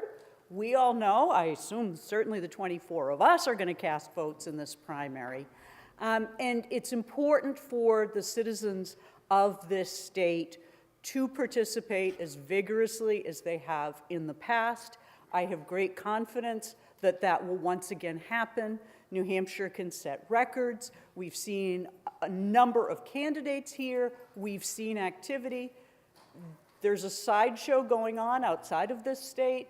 I think we should just not be distracted by it. Instead, we should focus on what is one of the things that, despite all of the debate and discussion around here, one of the few things we can all agree on. New Hampshire is the first primary state and will remain, and we all remain united in ensuring that that tradition continues. Thank you, Mr. President.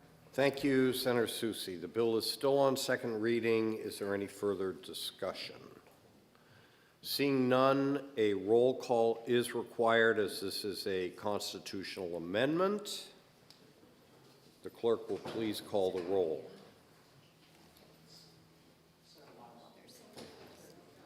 Sorry, excuse me. Senator Gendreau. Yes. Senator Lang. Yes. Senator Waters. Yes. Senator Prentiss. Yes. Senator Gray. Yes. Senator Innis. Yes. Senator Ward. Yes. Senator Ricciardi. Yes. Senator Fenton. Yes. Senator Chanley. Yes. Senator Avard. Yes. Senator Rosenwald. Yes. Senator Carson. Yes. Senator Whitley. Yes. Senator Murphy. Yes. Senator Pearl. Yes. Senator Soucy. Yes.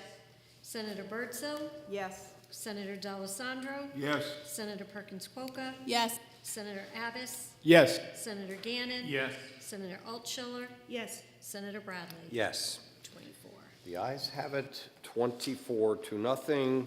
CACR 22 is ordered to third reading. We will next go to the Committee on Energy, and the Senate will please be attentive to the clerk. Thank you, Mr. President. The Committee on Energy and Natural Resources, to which was referred Senate Bill 345 FN, an act relative to state park fees for state residents. Having considered the same, the committee recommends that the bill is ought to pass by a vote of 4-0. Senator Pearl for the committee. Senator Pearl. Thank you, Mr. President. I move Senate Bill 345 FN ought to pass. This bill would address concerns about ensuring fairness for New Hampshire residents to enjoy state parks, considering challenges arising from the impact of a high presence of out-of-state visitors on our park access. This bill introduces an adjustment to park fees for out-of-state visitors while reducing the cost for in-state residents. The proposed fee structure prioritizes New Hampshire residents while potentially increasing department revenue. The bill stands as a reasonable measure to balance tourism promotion and fairness to residents. The Energy and Natural Resources Committee asks for your support on the motion of ought to pass for Senate Bill 345 FN. Thank you, Mr. President. Thank you, Senator Pearl. The bill is now on second reading. Is there any further discussion? Seeing none, the question is on adoption of the committee recommendation of ought to pass on Senate Bill 345. Are you ready for the question? All in favor, please say aye. Aye. Any opposed? The ayes have it. The motion of ought to pass is adopted. Senate Bill 345 is ordered to the Committee on Finance. The Senate will please be attentive to the clerk. Thank you, Mr. President. The Committee on Energy and Natural Resources, to which was referred Senate Bill 388 FN, an act relative to the administration of utilities by the Department of Energy. Having considered the same, the committee recommends that the bill is ought to pass with an amendment by a vote of 4-0. Senator Pearl for the committee. Senator Pearl. Thank you again, Mr. President. I move Senate Bill 388 FN ought to pass with amendment. The bill would address technical changes related to the Department of Energy, aiming to enhance compliance, establish a penalty mechanism similar to the Public Utilities Commission, and undertake technical cleanup for community solar projects. The bill introduces a timeline for assessed entities to request exemptions from the Department of Energy, streamlining the process and promoting efficiency. The committee amendment includes the removal of Section 4 and renumbering of the original sections.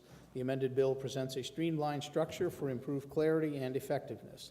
Despite initial opposition due to Section 4 concerns, the amended bill now enjoys general support. The Energy and Natural Resources Committee asks for your support on the motion about to pass with amendment for Senate Bill 388 FN. Thank you, Mr. President. Thank you, Senator Pearl. The bill is now on second reading. The first order of business is the committee amendment. Is there any discussion on the committee amendment?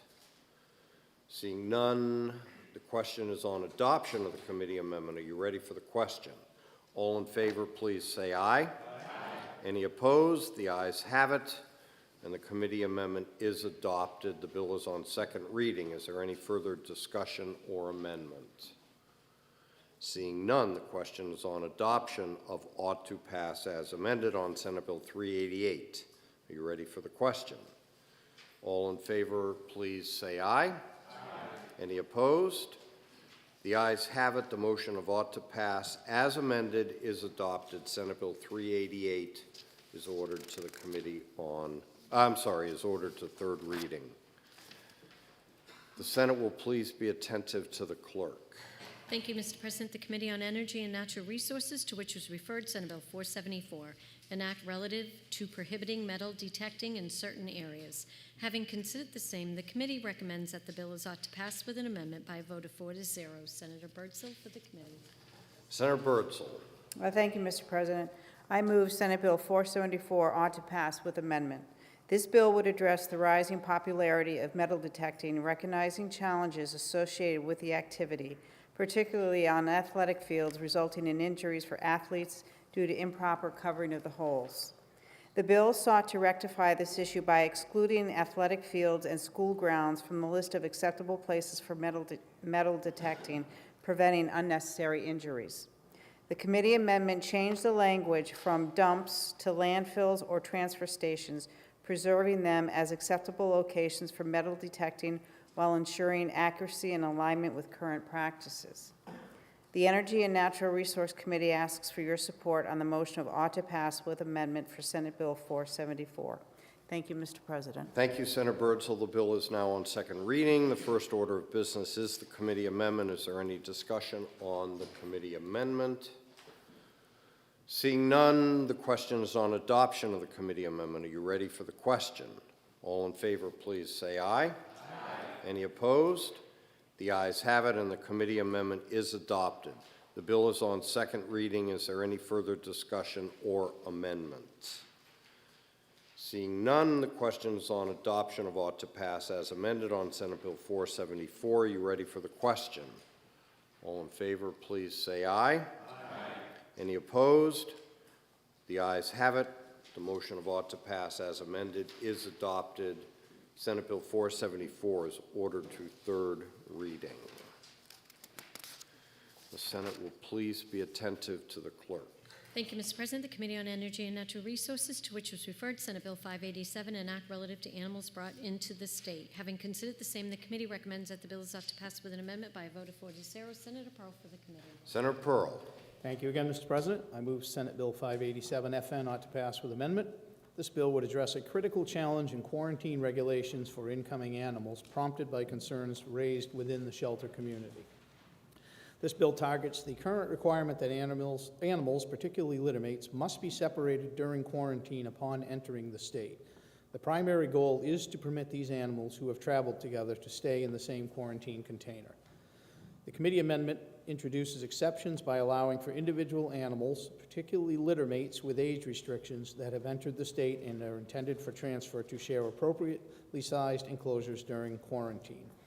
The Energy and Natural Resources Committee asks for your support on the motion of ought to pass with amendment for Senate Bill 587 FN. Thank you, Mr. President. Thank you, Senator Pearl.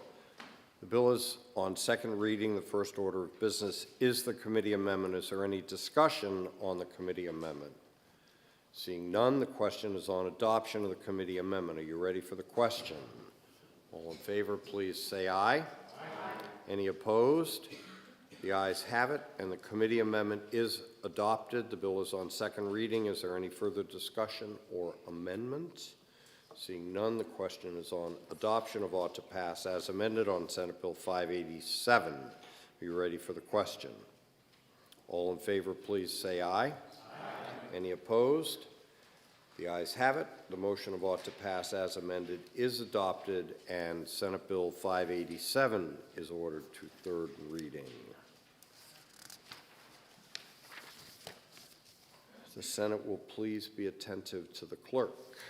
Thank you, Mr. President. The Committee on Executive Departments and Administration, to which was referred Senate Bill 323FN, an act relative to the definition of salon. Having considered the same, the committee recommends that the bill is inexpedient to legislate by a vote of 3-0. Senator Pearl for the committee. Senator Pearl. Thank you, Mr. President. I'm getting my exercise today. I move inexpedient to legislate on Senate Bill 323. This bill would amend the definition of salon to provide an exception. It would allow those who are unable to leave their residence to receive cosmetology and barbering at home. The issue has been solved through rulemaking by the Board of Barbering, Cosmetology, and Aesthetics. Due to this development, there is no longer a need for this legislation. The ED&A Committee asks for your support for the motion of inexpedient to legislate. Thank you, Mr. President.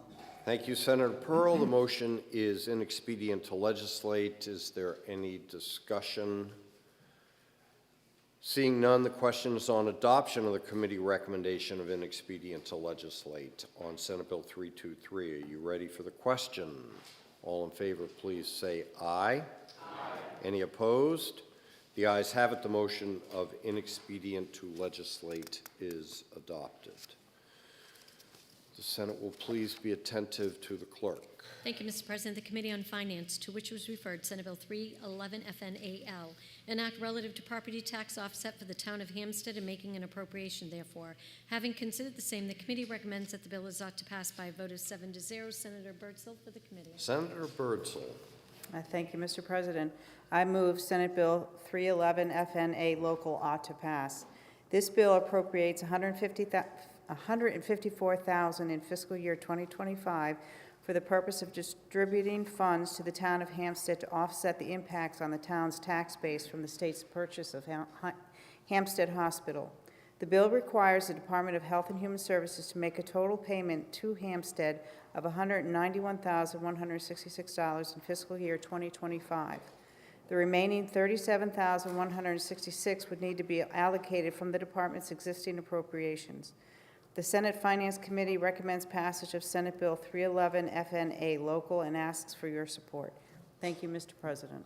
Thank you, Senator Birdsall. The bill is on second reading. Is there any further discussion? Seeing none, the question is on adoption of the committee recommendation of ought to pass on Senate Bill 311. Are you ready for the question? All in favor, please say aye. Aye. Any opposed? The ayes have it. The motion of ought to pass is adopted. Senate Bill 311 is ordered to third reading. The Senate will please be attentive to the clerk. Thank you, Mr. President. The Committee on Finance, to which was referred Senate Bill 395, an act relative to establishing the position of Assistant Commissioner of the Department of Agriculture, Markets, and Food. Having considered the same, the committee recommends that the bill is ought to pass by a vote of 6-0. Senator Gray for the committee. Senator Gray. Thank you, Mr. President. I move Senate Bill 395 ought to pass. This bill establishes the position of Assistant Commissioner in the Department of Agriculture, Markets, and Foods. Funding for this position was included in last year's budget. However, the statutory language for the process of actually hiring for this position was inadvertently excluded from House Bill 2 last year. The Senate Finance Committee recommends passage of 395 and asks for your support. And we'd also support an amendment to make this effective on passage, which may be presented. Thank you, Mr. President. Thank you, Senator Gray. The bill is on second reading.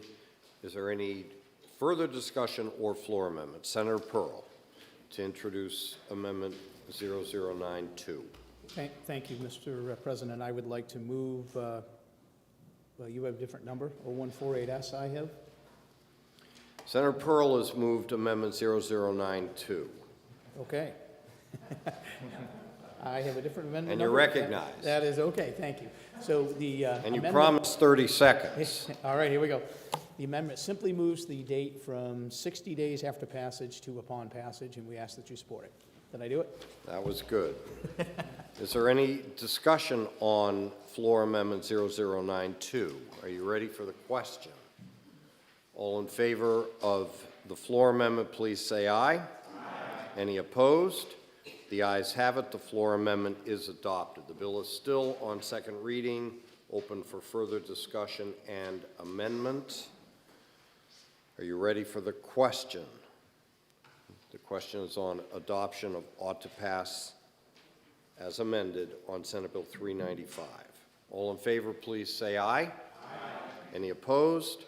The ayes have it. The motion is adopted. Senate Bill 395 is ordered to third reading.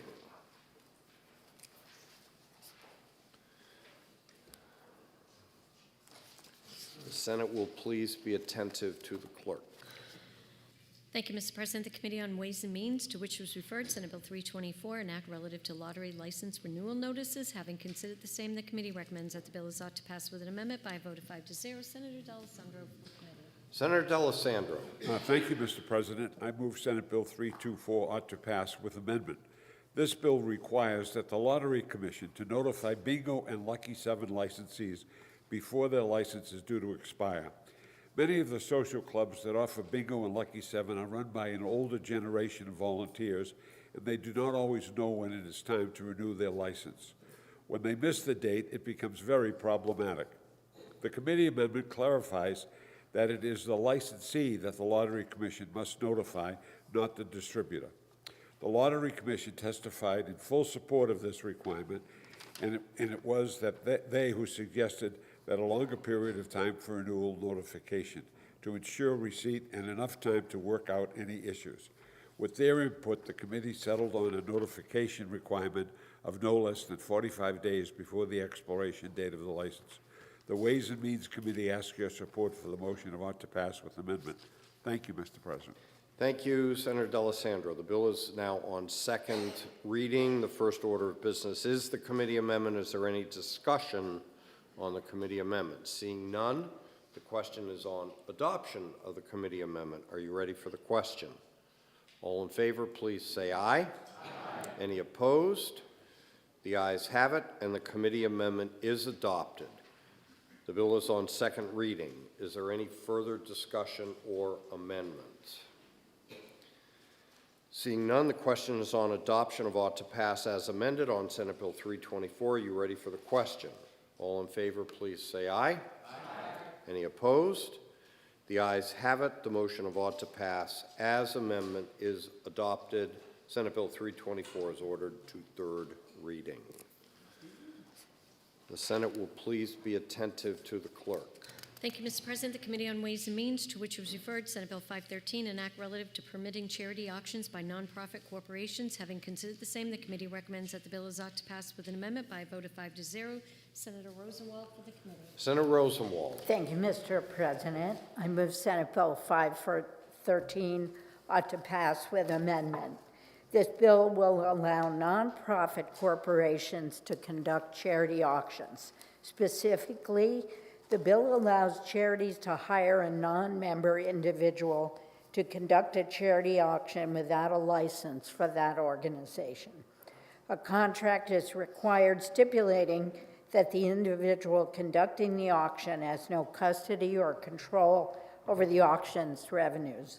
The committee amendment clarifies that the nonprofit corporation must qualify as a charitable organization under RSA 721 Roman 2B.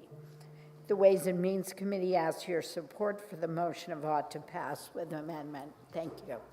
Thank you, Senator Rosenwald. The bill is now on second reading. The first order of business is the committee amendment. Is there any discussion on the committee amendment? The question is on adoption of the committee amendment. Are you ready for the question? All in favor, please say aye. Aye. Any opposed? The ayes have it, and the committee amendment is adopted. The bill is on second reading. Is there any further discussion or amendments?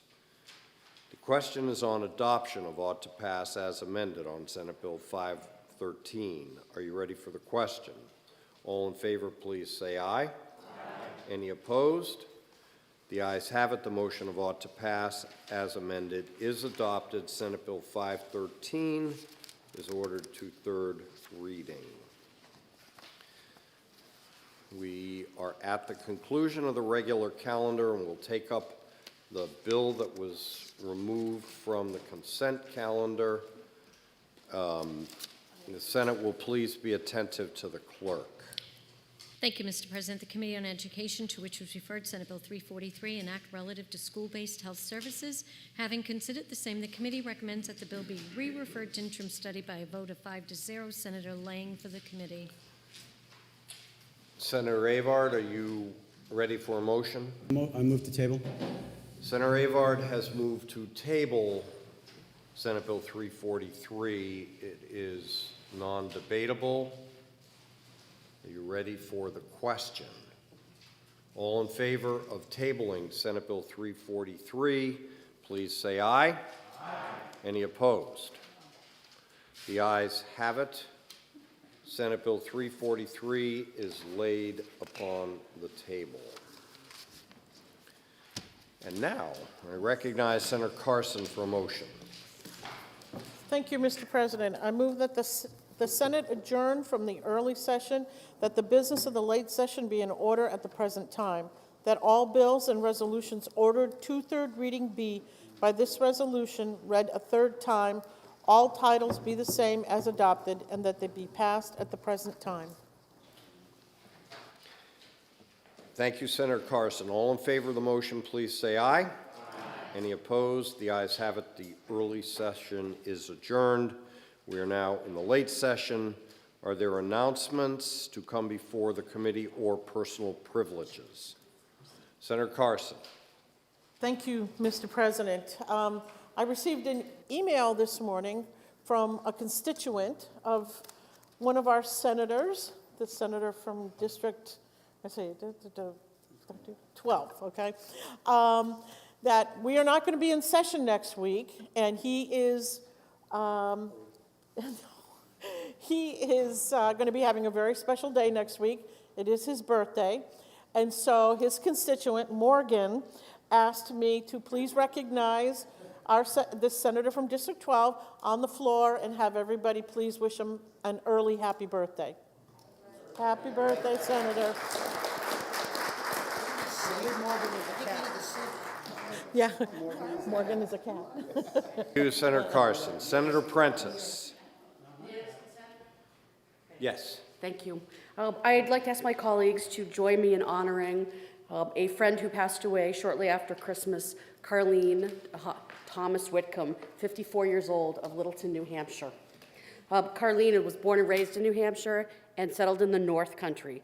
She started her nursing career in 1991 and served up until days before her passing in 2023, again, right after Christmas. She's a role model, not just for the nurses that we have now, but for the nurses into the future.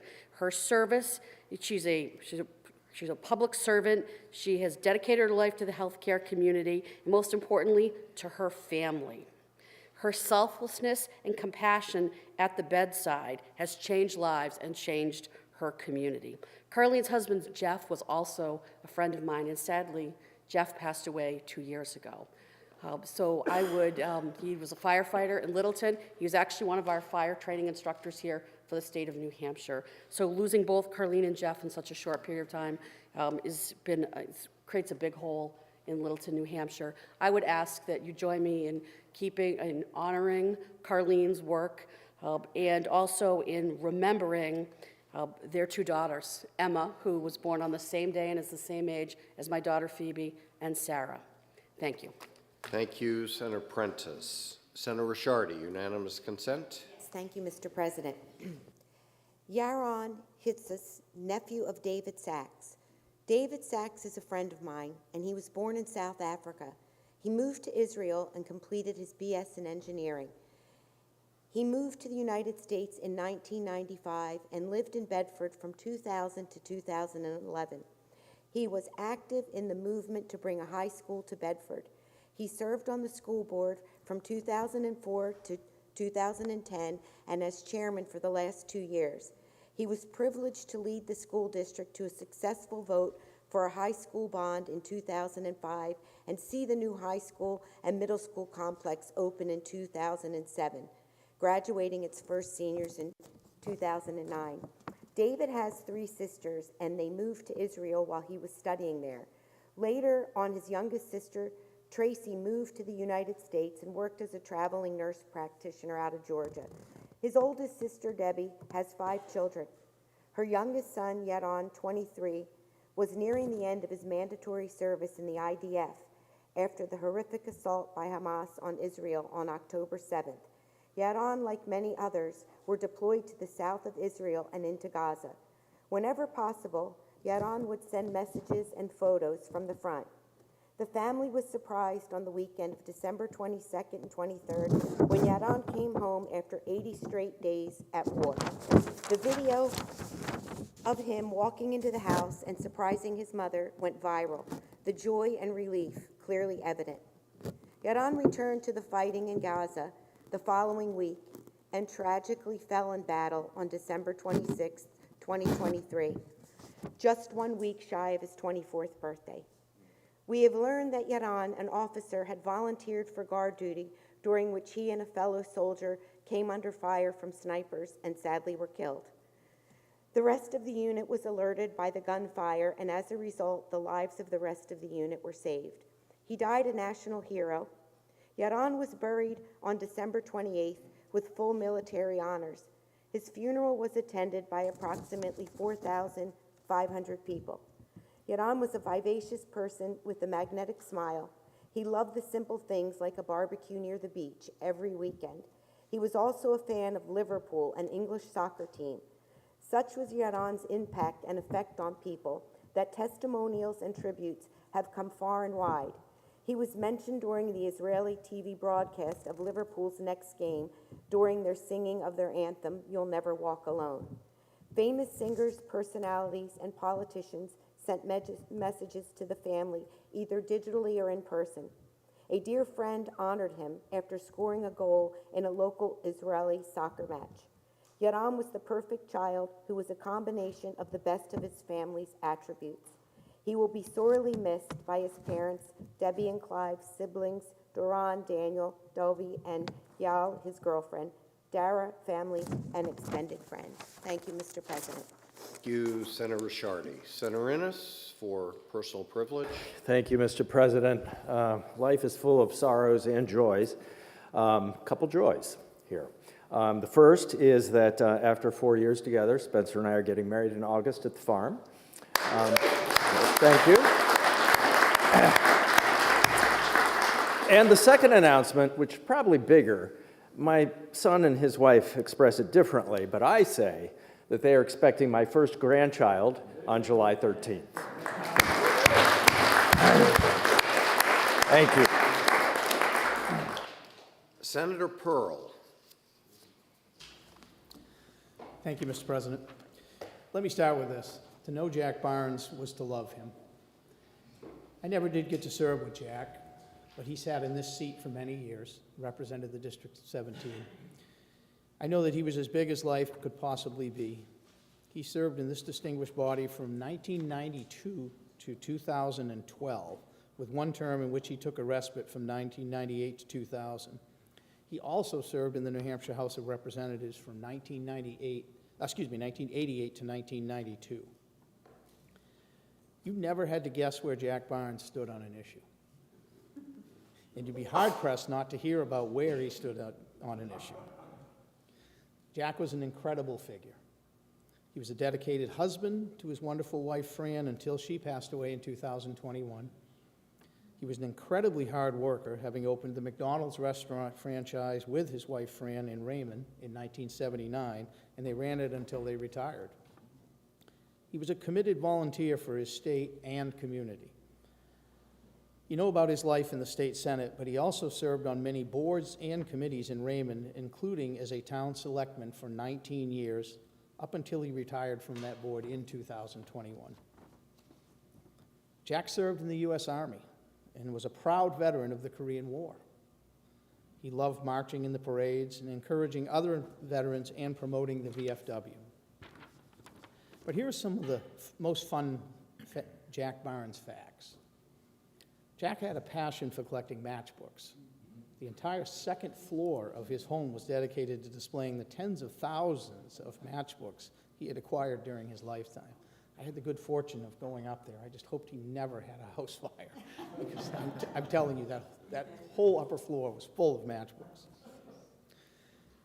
When you called Jack up at home, he would answer the phone, Fenway Park North. Most everyone knows that he was very likely the biggest Red Sox fan in New Hampshire and possibly in the nation.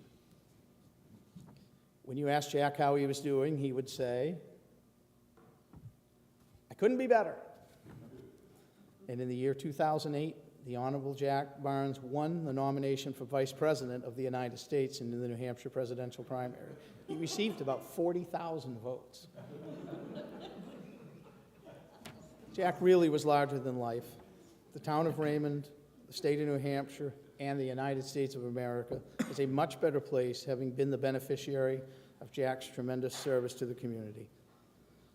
Rest in peace, Jack, for a life well lived. You will be missed. Thank you, Senator Pearls. Senator Abbas. Thank you, Mr. President. I'm speaking today to honor a former Senate President, Joseph Delahunty, who's passed away. Anyone who knew him just knew how valued he was in my community, my hometown of Salem. He loved his community, he loved the state, he loved his country, and most importantly, he also loved his family.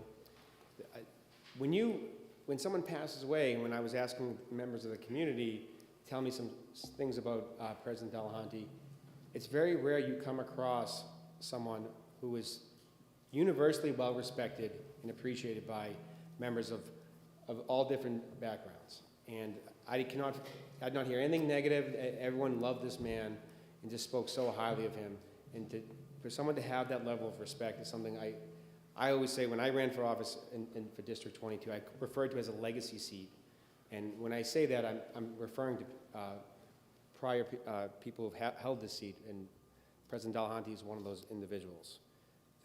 He ran his own business, is well known in the area, incredibly hardworking. He employed so many students, kids in high school, and taught them hard work. And then a lot of these students were athletes. He never missed a football game, was always there, always a supporter of athletics. And that really resonated well in the community because athletics, to me, extracurricular activities is really important for young kids. But what I can tell you is, what I really was interested in when I heard how much he loved to celebrate St. Patrick's Day. I hear that was really, before my time up here, but I hear there was a lot of fun. So if anyone here has participated in any of those fun St. Patrick's Day celebrations, please share those. But what that got me thinking was, I want to ask everyone to keep President Delahunty's family in their thoughts and prayers. But when St. Patrick's Day does roll around, regardless of what tasty beverage you enjoy, please keep President Delahunty in your thoughts and prayers on that day as well, and say a toast to him on that day. And anyone who wants to join me in a toast on St. Patrick's Day around that time, we can do that. So I also want to say that when it comes to President Delahunty, he took an incredible amount of pride in teaching and educating other legislators on how to conduct himself and how to really, what it truly means to be, and regardless of what body you sat in. And that's really important, that when you have new people kind of getting involved in politics, whether it's the lower level or at the state level, to really guide people the right way and let them value the tradition that the state has. So just if everyone wants to say a prayer at some point today, I would appreciate that. And again, we lost another hero of the state. Thank you, Mr. President. Thank you, Senator Abbas. Are there any further unanimous consent? Senator D'Alessandro. Thank you, Mr. President. I think three of us served with Joe and Jack. Sharon, yourself, and myself. Joe D., Joe Delahunty, big cigar, smoking all the time, willing to help anybody. Joe D. was a class act. He was a class act. I might say he called me a few times asking for favors, and I delivered. Not the flowers, but I delivered. Anyway, Joe D.'s business in Salem, something remarkable. I mean, community guy, did great things. And we should remember Joe D. for the quality of his service here in the state. Going up to the president's office was easy. You'd walk in, you know, Joe would be there, and he would have the cigar. Always had the cigar. And no smoking anymore in the State House. Anyway, but Joe was the manifestation of a quality guy, a real quality guy. And I had the privilege of working with him on some issues, and appreciated that fact. And certainly Chuck Morse was the disciple of Joe D.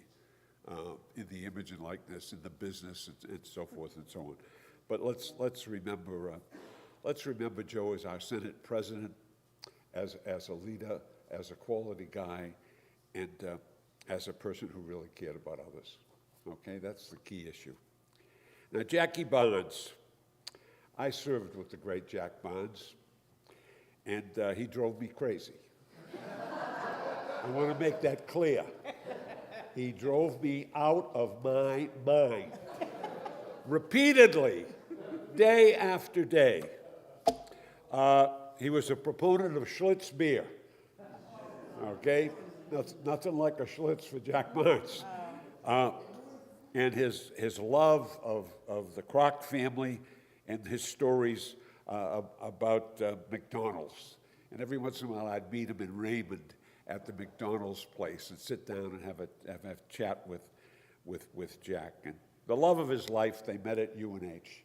I met my wife at UNH. Jackie met his wife at UNH, and she was a peach. No question about it. The best thing with Jack was his wife. I want to make that. I want to make that perfectly clear. That's for sure. She was a guiding light, and I'm sure kept him on the straight and narrow when it was possible. And I'm not sure it was possible all the time. But I can remember, Mr. President, riding around with Jack Barnes when he did the reallocation of seats when we had that little the redistricting situation. Oh boy!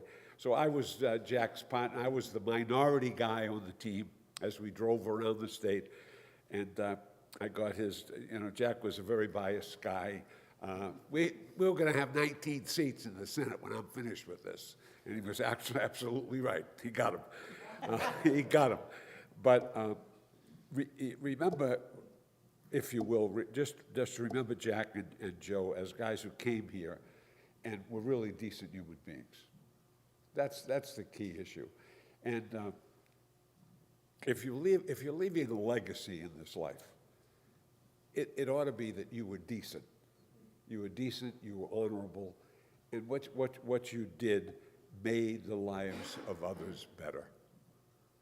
And you know, that's a key element. And if they can say that about each and every one of us when we leave this chamber and when we're gone, I think that's a hallmark to good government.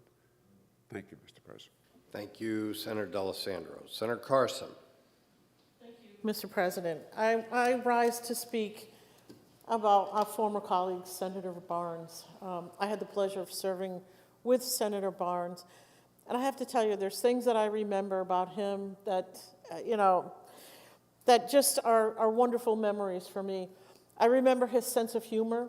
He always had, his sense of humor was amazing, and sometimes if you didn't know him, you'd kind of wonder, is he for real here? Is this, you'd have to question it. His love of moxie. He loved moxie, and I was like, oh God, that stuff, but he loved it.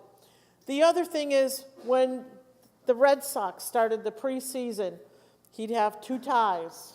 He'd have his blue tie, which meant the Red Sox won, but if he was wearing his black Red Sox tie, you know they lost. So you could judge what his mood was going to be on that particular day. He was great. He was honest, he was open, he was welcoming. He had a tremendous amount of respect for every person sitting in the chamber, but more importantly, he had respect for the traditions of the Senate, and he upheld those. And if he saw a young senator, as I was, getting out of line, he'd pull me aside and he'd say, hey, you need to rethink this. there's a better way to do this. So he would actually mentor senators as well. So, Mr. President, I just felt I needed to get up and speak about my great memories of Jack Barnes. Even seeing him after he left, he would be walking in the Manchester Mall with his wife. And he'd always want to stop and, like, hey, what's going on? What's doing this and that? Even though he wasn't here, he still tried to keep his fingers on the pulse of what's happening because he loved this institution and he loved the state of New Hampshire. Thank you very much, Mr. President. Thank you, Senator Carson. Senator Soucy. Thank you, Mr. President. Couldn't help myself, but I do want to clarify one thing that my colleague from District 20 said. I actually served in the House with Jack Barnes. My very first term in 1990, we were on the same committee, the Municipal and County Government Committee, and I've known him ever since. And there are many, many funny stories. You've heard several of them today, his penchant for Schlitz beer and all kinds of other things. But there are two things that I especially remember about Jack Barnes. One is that, and I think it's probably appropriate to tell the story at this time, but Jack would anonymously fund the transportation costs for any fourth grade class that couldn't afford to come to the State House that was in his district. And he made it a point to do that every year. That's the kind of person that Jack was. And I also think we'd be remiss if we didn't mention probably one of the most important issues to him, and that was the POW MIA flag. He was instrumental in seeing that that was flown over the State House and remained very, very committed to those individuals and their families. So just wanted to add that to all the other accolades and tributes. Thank you, Senator Soucy. Are there any further unanimous consents? Seeing none, without objection, all personal privileges or unanimous consent remarks or other remarks shall be entered into the permanent journal of the Senate per Rule 216 and Rule 217. Before I get to the next motion, question of Senator Carson. The Judiciary Committee is scheduled to meet at 1 o'clock in 17 minutes. Would you like to make an announcement so that everybody has half an hour for lunch? Thank you, Mr. President. If permissible, if we can meet at 1:15, that way everyone will have a half an hour to eat lunch. The Judiciary Committee will start their hearings at 1:15, and we'll have somebody in the room to make sure that people know that. Okay, is there any further business? I recognize Senator Carson for a motion. Thank you, Mr. President. I move that the business of the day being completed, that the Senate recess to the call of the chair for the purposes of introducing legislation, referring bills to committee, scheduling hearings, sending and receiving messages, vacating bills, and processing enrolled bill reports and amendments. And when we recess to the call of the chair. Thank you, Senator Carson. All in favor, please say aye. Aye. Any opposed? The ayes have it. The Senate is in recess to the call of the chair.